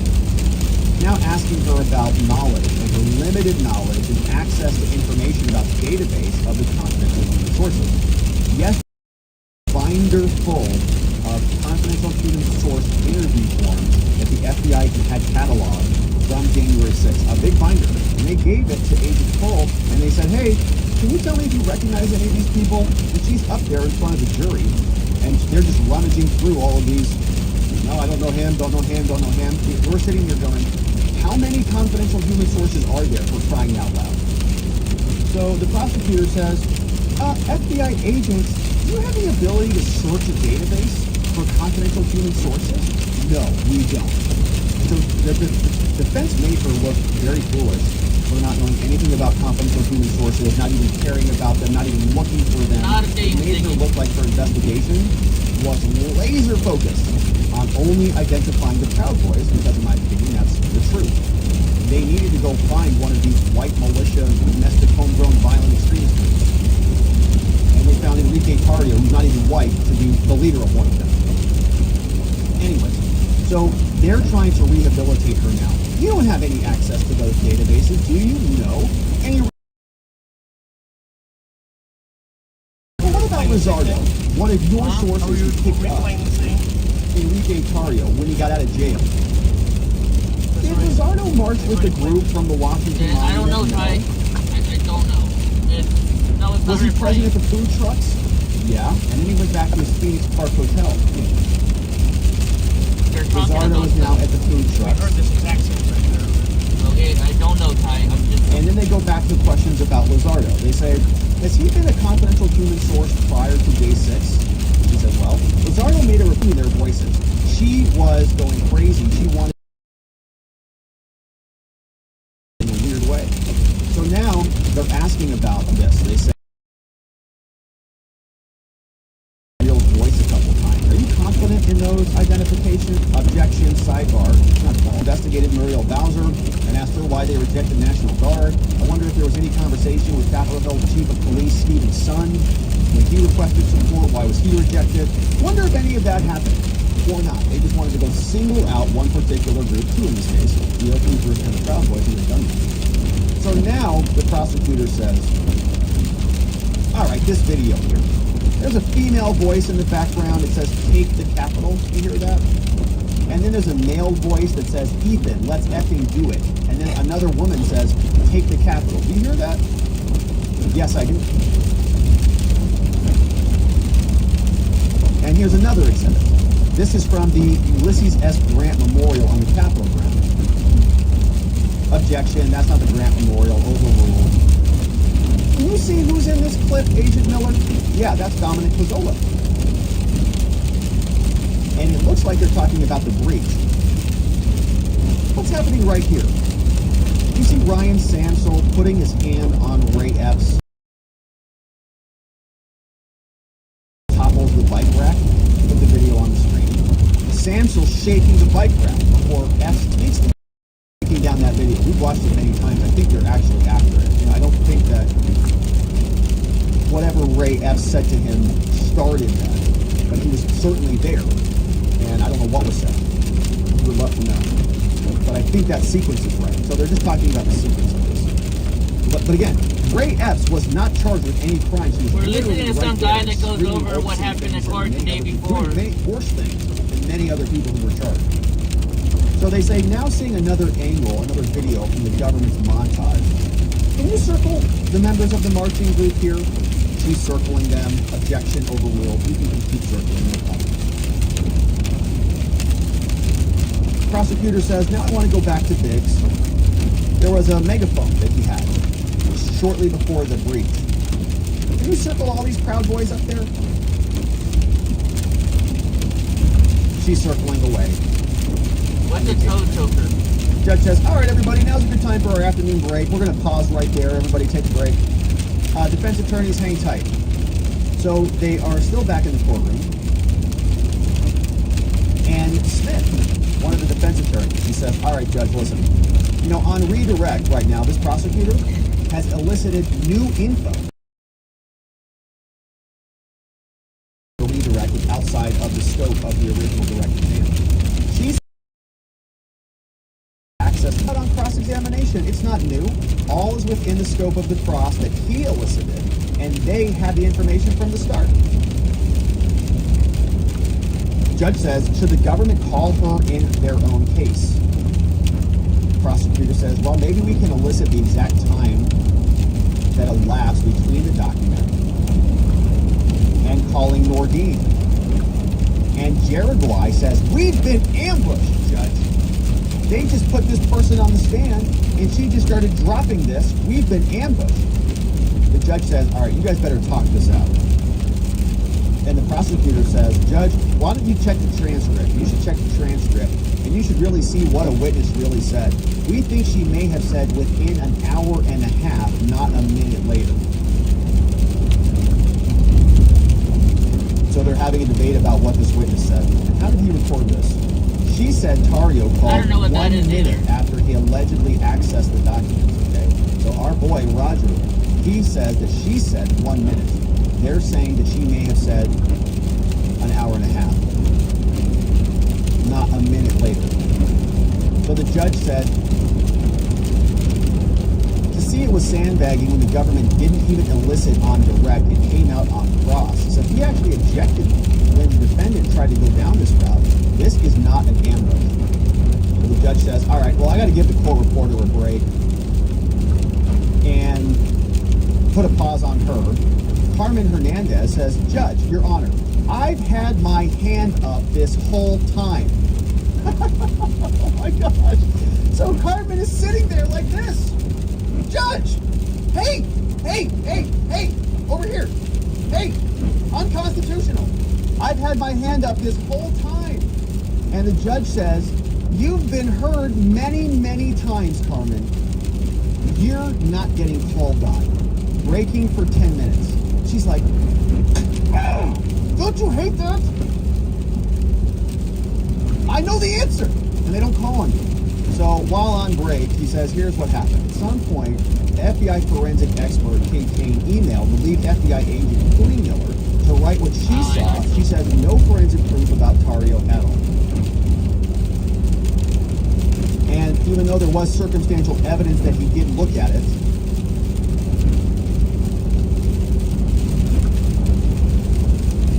yeah, it's about this evidence, about whether he actually read the email or not. We'll fast forward to that. So Judge Kelly is now back on the bench. I think we got a good handle on this. Judge Kelly is back on the bench, and the prosecutor starts the line of questioning. He says, all right, whatever the records say about when Tario called, we're just going to stipulate to it, okay? We don't need any recross. So we'll just agree it was an hour and a half, not 1 minute. We'll just correct the record. We don't need to go back in and ask a whole other slew of questions. We'll just adjust what she said. We'll just change her answer. So the judge says, okay, well, that's fine. We're not going to need any recross. We'll just do that. The judge also addresses a piece of evidence that Henderson tried to introduce earlier. Apparently, one confidential human source, Lizardo, did make some sort of report to his handler before J6, and Knierson wants to make some use of it. The report itself is hearsay, though, and Judge Kelly wants to keep this out. Says, no, can't use that. Knierson thinks it's unfair to let the defense argue later that no CHSs told their handlers they had concerns about J6 when someone did make a report. But Kelly seems like he's going to keep it out. Tario's lawyer says the information Miller referred to was a surprise to both camps. He claims the government doesn't know what she's referring to. He then asks that her testimony about 17.6 should be stricken, wants the whole line of questioning gone. The prosecutor says, all right, Judge, I've been able to identify the documents and the metadata. It's 9:25 on J2. We've examined the telephone records. Call is placed 9:26 from Tario. So if you're going to stipulate whatever the facts say, that's fine. Smith says, we were wrong about the phone records, the minute issue, but we haven't heard from any competent witness that Miller is interpreting that data correctly. We examined the telephone records. Yeah, there it is, right? Been able to identify the document and the metadata. So it is one thing. And then the defense says, okay, well, we were wrong about the calls. Sorry about that. The minute issue. But we still haven't heard from any competent witnesses that Miller is even interpreting that data correctly to mean that Tario actually accessed the document. Is this a reason for her to be recrossed? He says, no, stipulation's fine, parties can agree. Jaraguay says, hold on a minute, we don't agree to that. For the record, Tario is not agreeing to any stipulation saying that Tario accessed the document. We're not agreeing to that at all. The judge says, okay, well, that's not the stipulation. It's about the time of the phone call. All right, bring in the jury. That's enough out of that. Jury comes back in, and the redirect of Agent Nicole Miller starts back up. Here's what it is. Agent Nicole, I want to go back to Pizzola and his presence with the Proud Boys. We have this video here. Pizzola's over here. He's very close with the other Proud Boys. You see that there? Yeah. Is Nordine having any problem balancing in this video? No. Do you see Zachary real in any of these videos doing bad things? Yes, we did. Miranda ejects sidebar. Pearson is now showing other footage, panorama scene. Do you see what's going on here? Because he saw Zachary real, goes back next to Johnson, they looked at each other, their arms touched. Objection overruled. Going through a bunch of different videos, looks like, same video. So the prosecutor is now showing a video from Zach's phone, showing Pizzola and Green.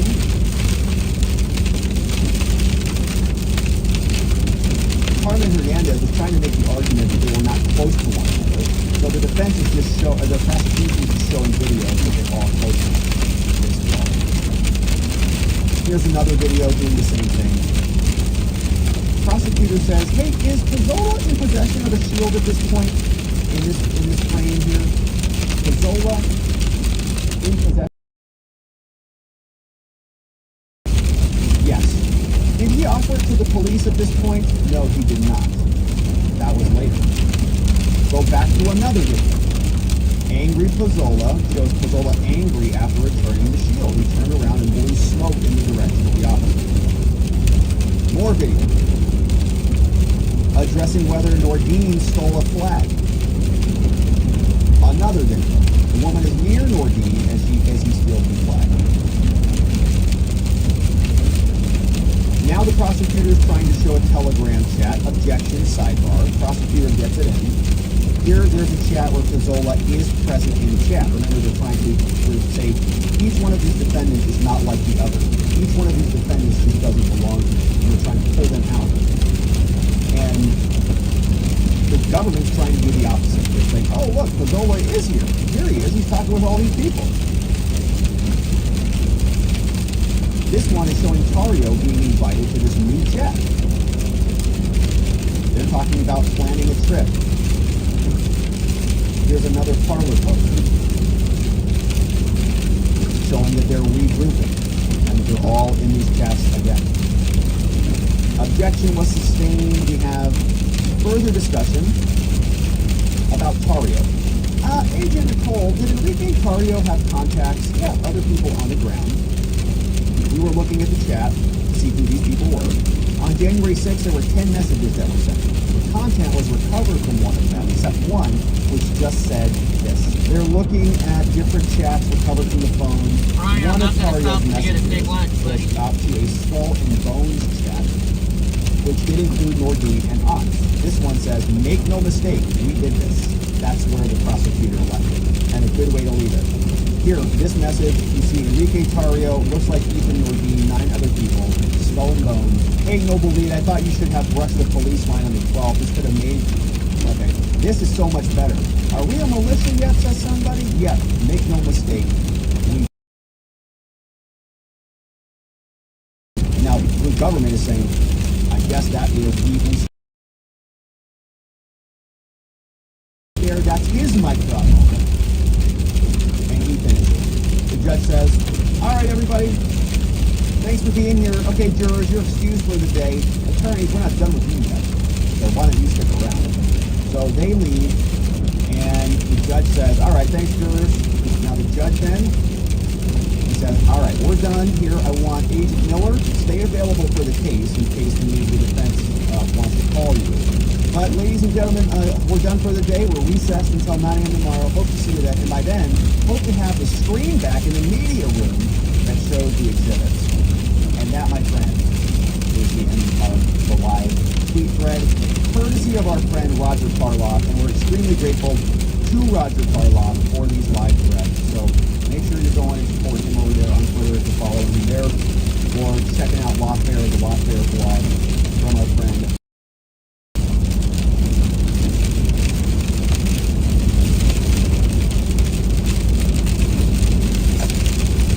Not gonna have enough time to stop, Brian.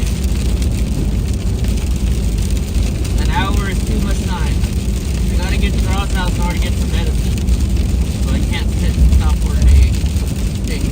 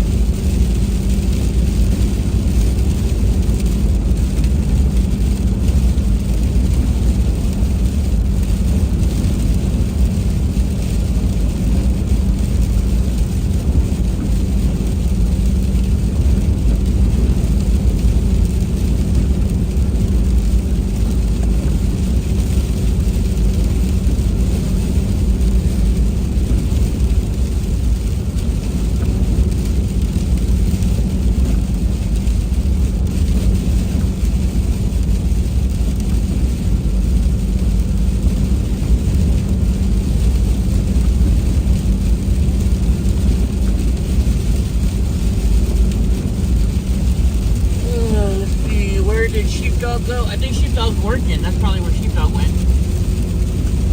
He's got a busy business to deal with.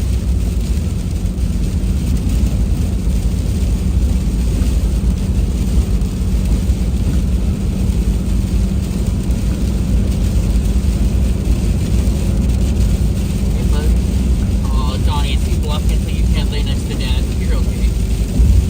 I know. Come on up here. Dad'll let you lay here. Come on.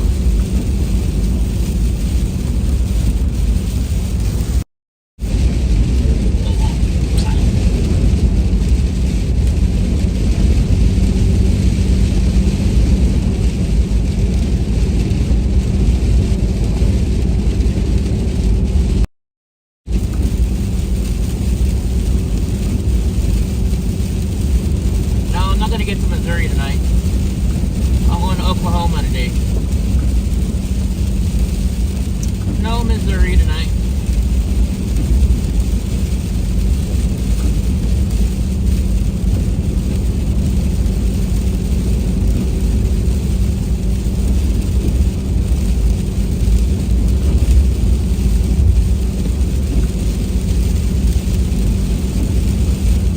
I need to teach Johnny how to drive.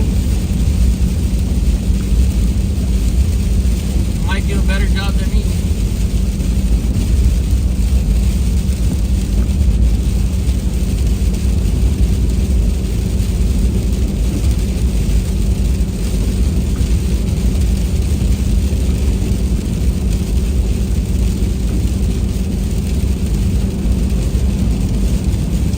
Oh, and just FYI on the whole we were talking about earlier with the diesel fuel, the miles per gallon have gone down to average to 20.6 for those of you that are asking.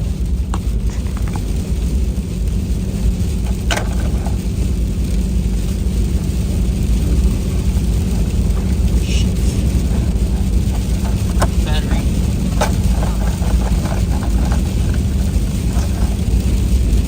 A battery. So we were having a debate, if you guys were asking earlier. Yesterday I drove 59 miles an hour the whole way, and we were getting 26.2 miles per gallon average. So today we're doing 80 to test the theory out, and now we're down to 20.5 miles per gallon.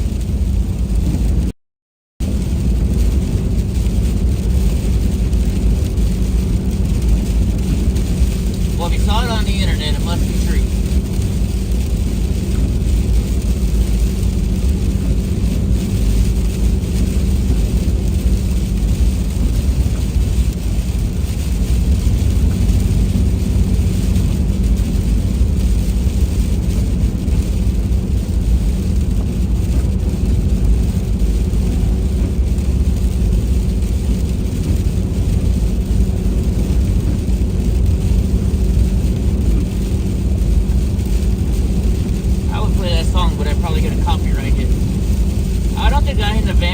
It's very windy right here.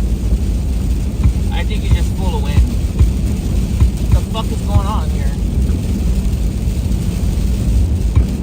Oh. There's a cord touching the screen on my radio. That's what's going on. Is clear skies ahead in 4 hours? Alright, girl. Thank you. What are you looking on me, Donna?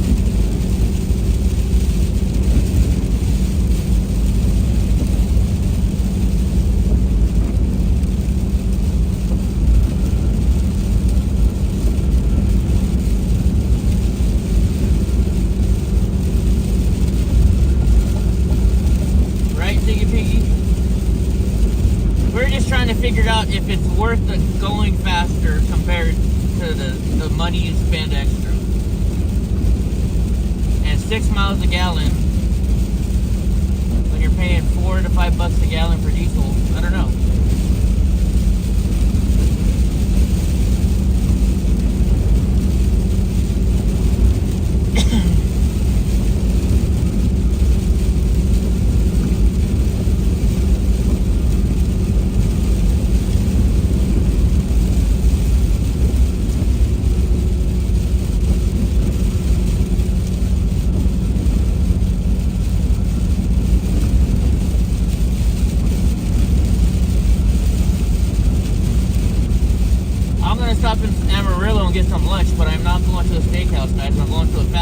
restaurant because we gotta hurry up and get to where we're getting to.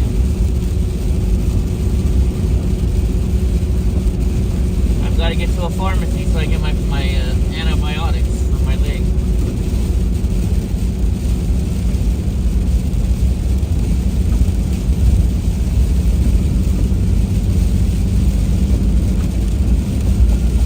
What, Johnny?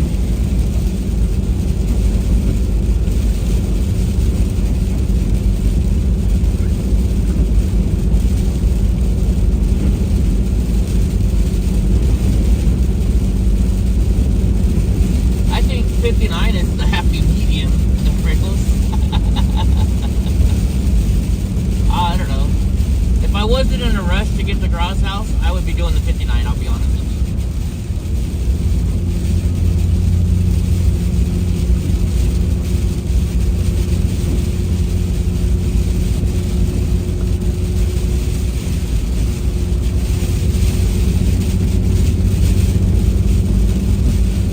Who else are you going to amputate their legs today?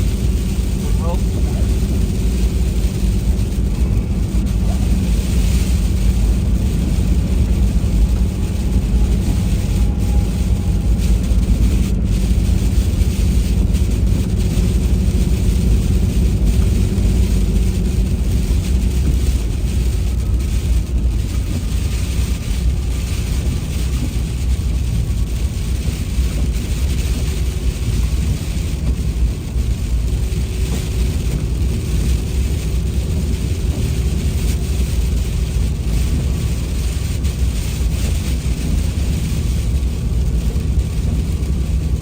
I just got the standard gearing that came with the truck, Ziggy.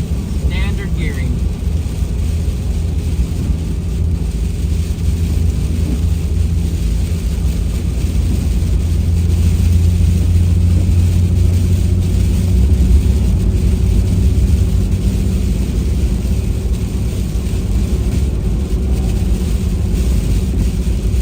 Whoa! The wind is really pushing that van all over the place.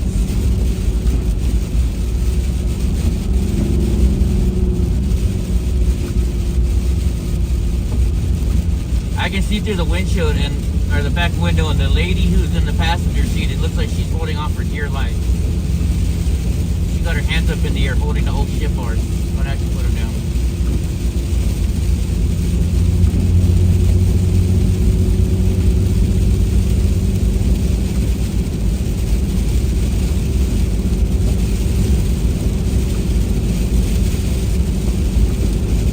Yeah, I'm just gonna go through drive-thru, Brian. I'm not gonna stop.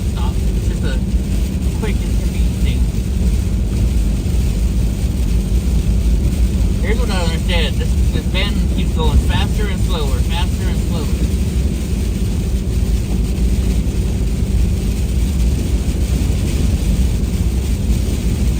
I'm on cruise control, so.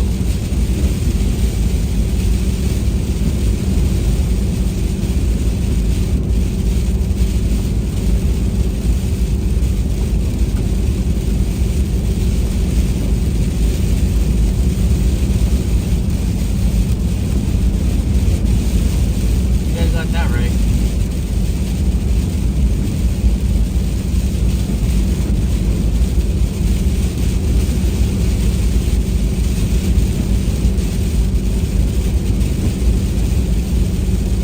Well, it's really windy. It's really windy, girl. I think that's the issue.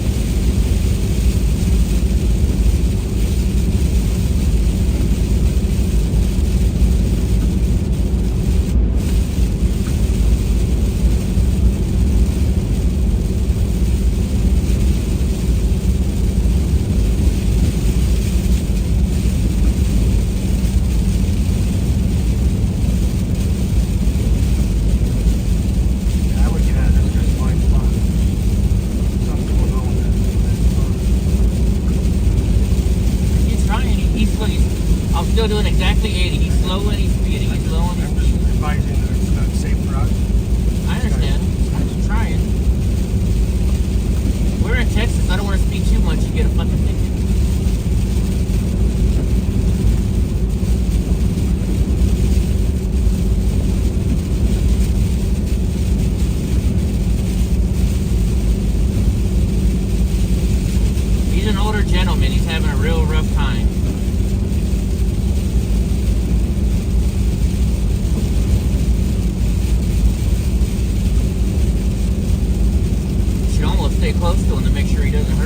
border.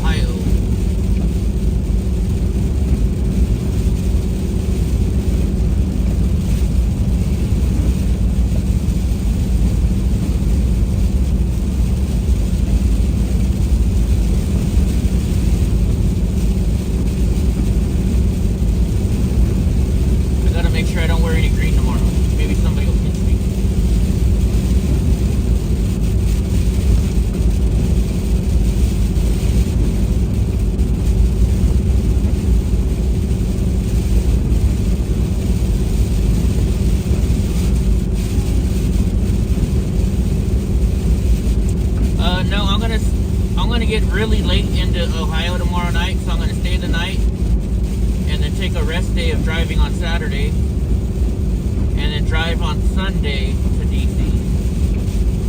Sunday will be our next driving day after tomorrow. Saturday we're going to the Shawshank Redemption prison. Hope is going to have me arrested and then cut my foot off.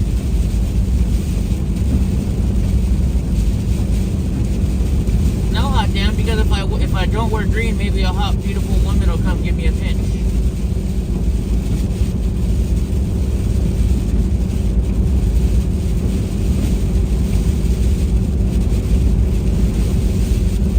See, look, the wind's even knocking me a little bit, guys.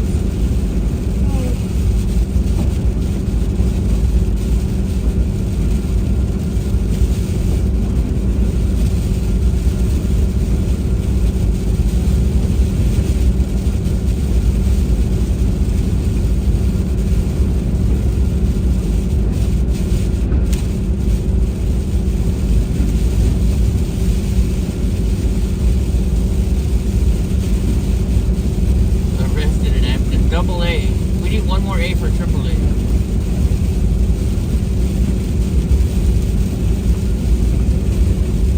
Arrested, amputated, and ashamed. There you go.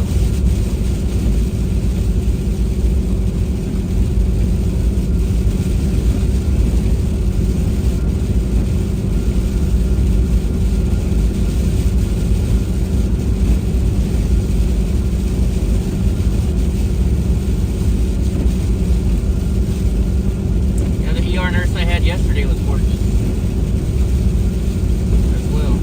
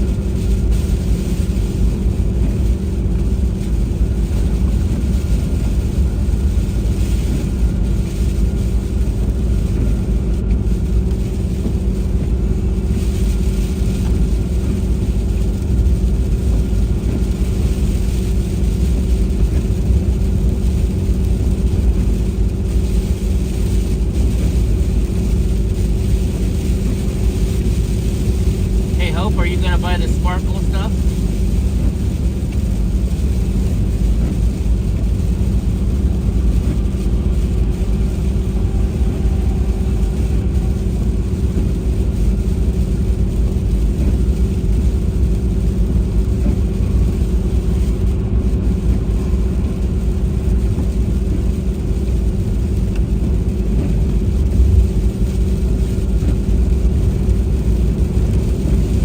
Sparkly stuff. Don't you want me to put sparkly stuff in Raw's beard?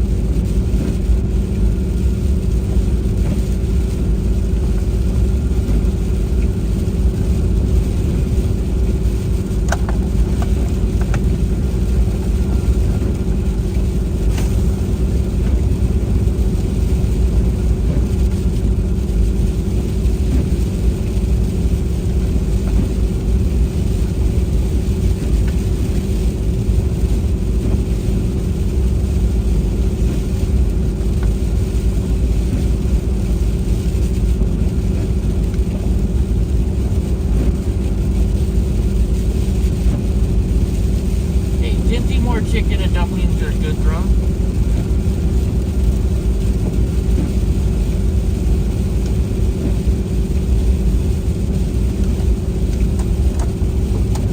Oh, glitter, not sparkles. I mean glitter, sorry.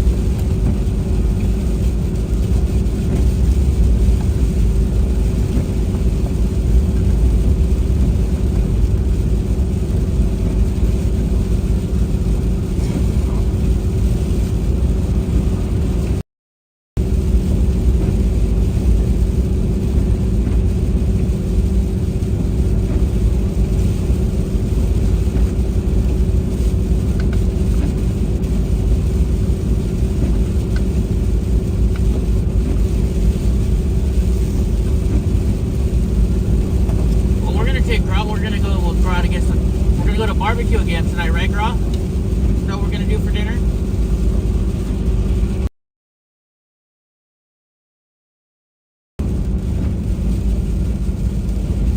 Because Hope won't go to the Waffle House with us.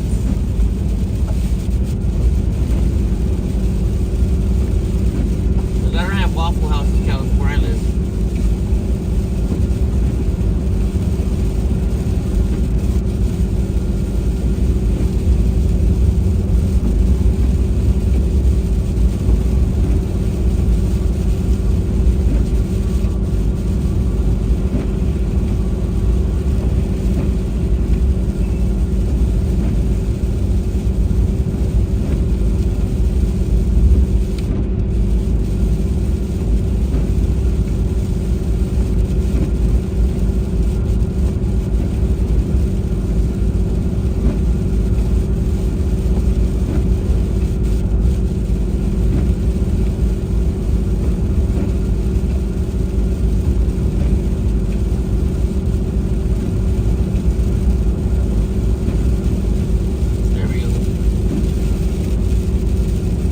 The Waffle House instead of barbecue, Grog, because I've never had a Waffle House. And you're the one always talking about it.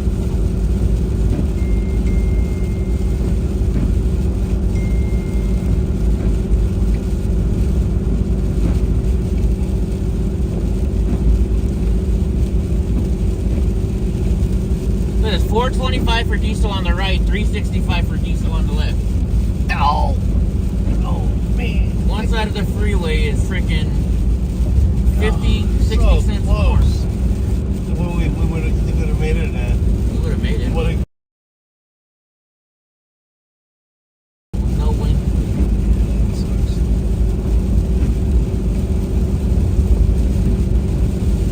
Oh, Hope says she would go to the Waffle House if the gift said go was fulfilled by Friday. I doubt that's gonna happen.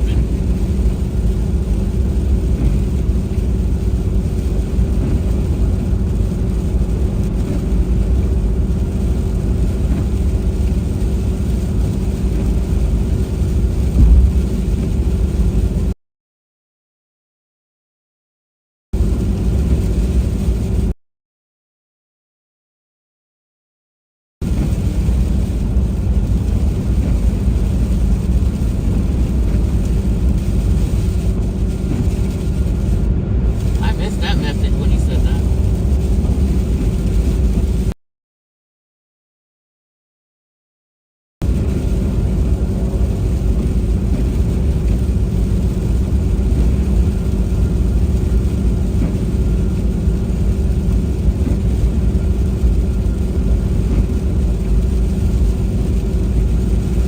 And then we're gonna do a show from Braw's house.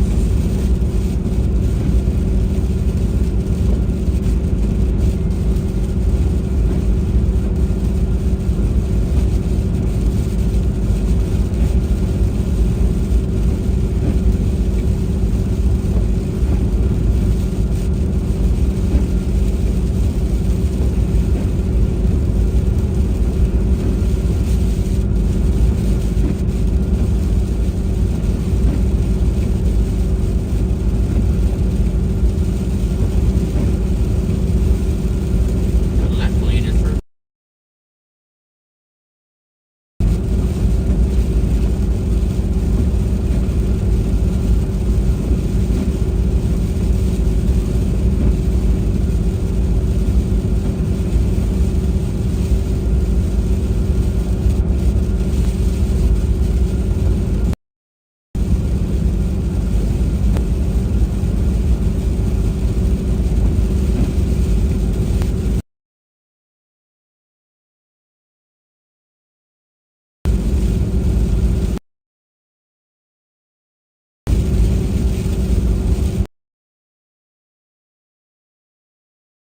Wyatt.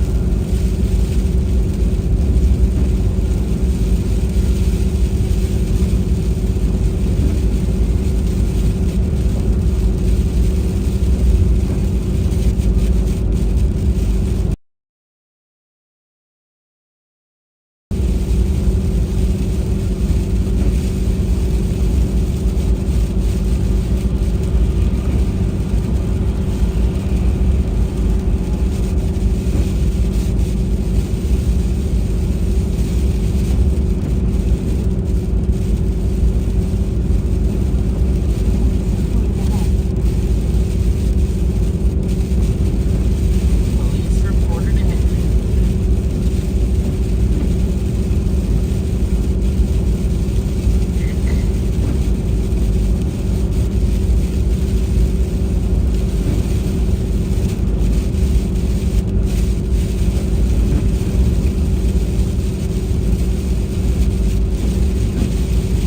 Whoa, shit. whoa! Thank you for almost running into us. Holy shit! We almost died right then. You almost died. For real. Holy cow! That dude came like 1/3 into our lane. Luckily, Eddie didn't overreact. Wow! Wow! That would have been it. Boom!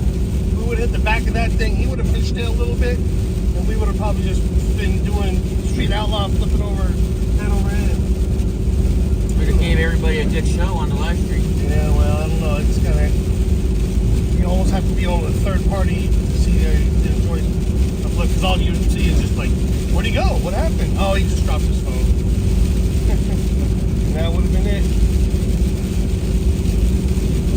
That was not right. Holy cow. That's why you don't drive scared. You have to drive calm and relaxed. Like I do. get in your face and hit it. That's what makes you jump and you don't want to jump. I'm not saying anything, I'm just saying that he just said it. Instead of driving, if we hadn't been driving calm, then that guy we would have ran, you know, maybe flipped or spun or. You see all these people riding up on my house. They're like, I'm so afraid to drive, and this person's riding my ass because I'm doing 40 miles an hour. And it's like, well, you shouldn't be on the freeway then. If you're that scared to drive, you're going to cause more accidents than you do.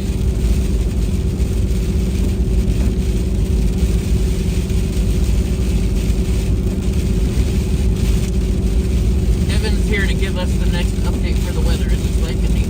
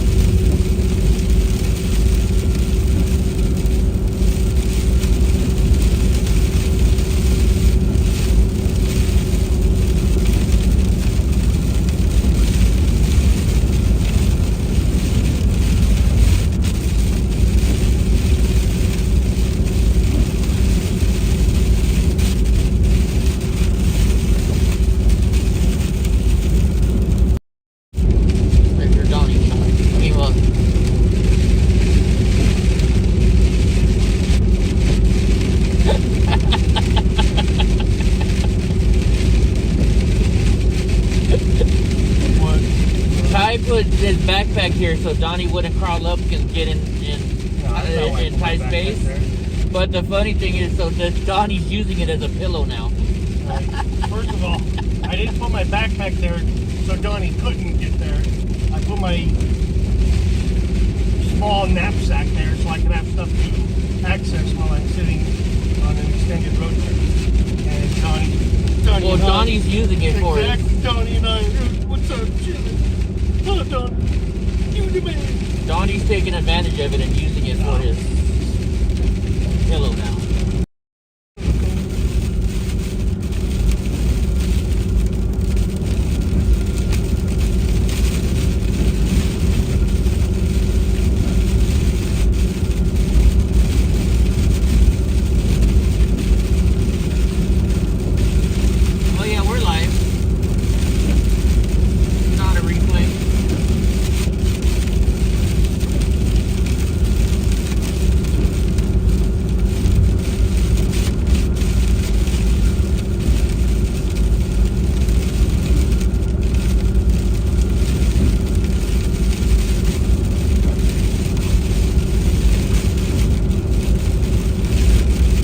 Exclamation point Mandy.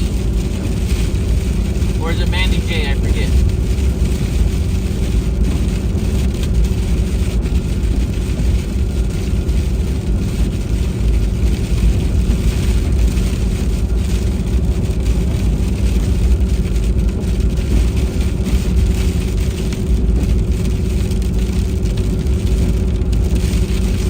Is that the right one, Hope, or is it Mandy J? I forget which one it is. Oh yeah, there it is. That was that one.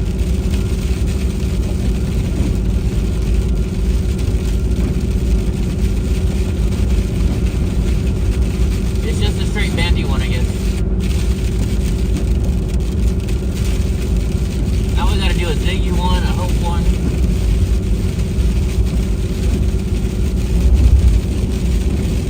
Corral has a whole bunch of them.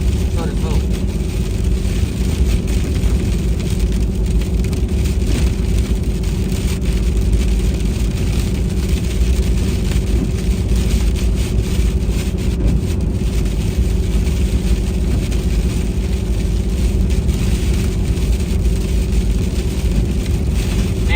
Never told me that story.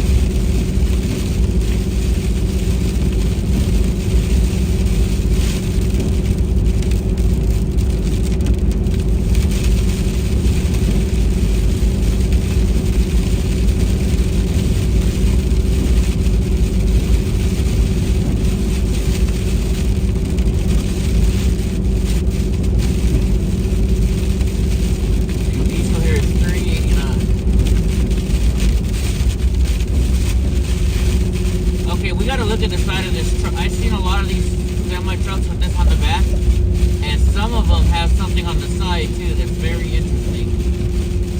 See if they have it.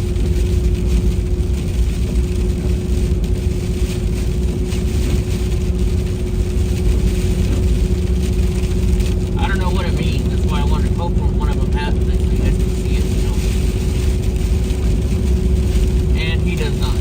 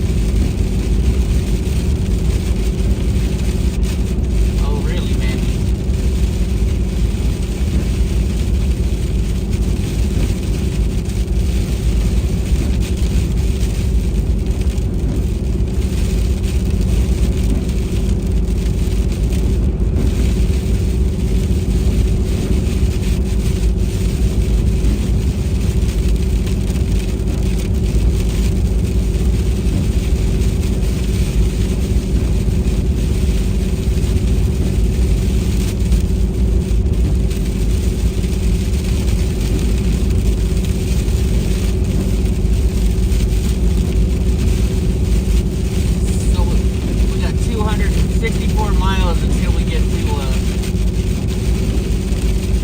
where we're going. Farm truck and agent shop.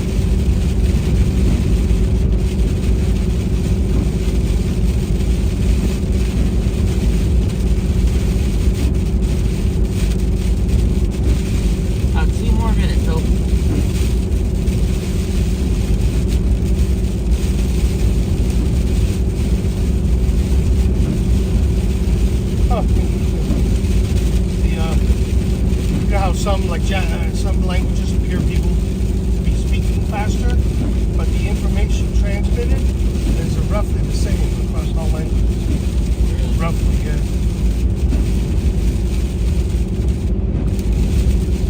Japanese looks like it speaks more quickly. Japanese and Spanish, but they convey information slightly slower than English. What do I want to eat? I was getting ready for the sandwich stuff. Gotta have a drive-in. We're here? Yeah.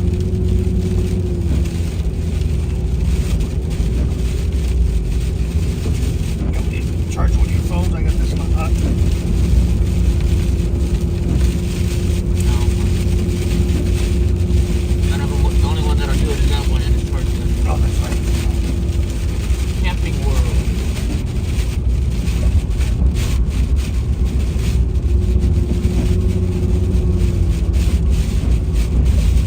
Alright guys, you want to see what Amarillo looks like?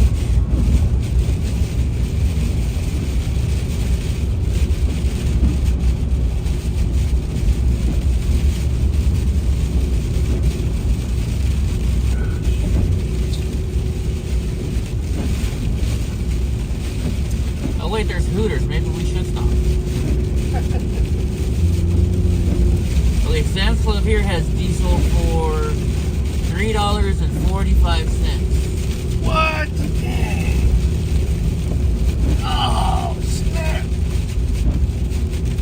It's only. I bought my Santa Claus card too.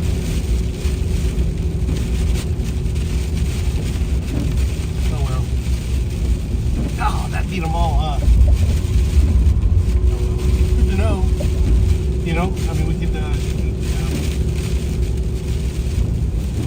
Google both Costco and Sam's Club locations.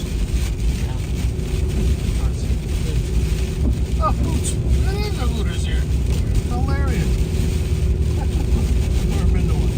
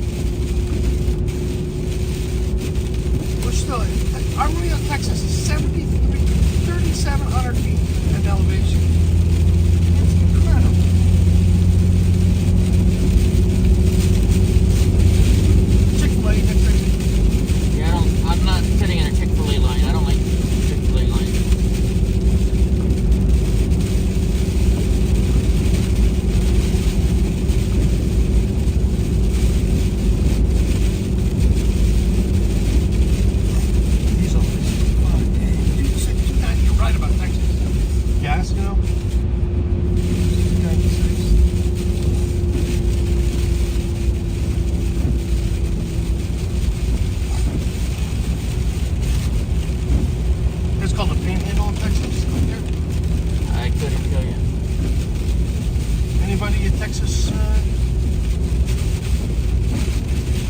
Very top controlling. So if you work out here and then try to go like running at somebody in the Bay Area, your circulatory respiratory system would be so much more stronger. Winds.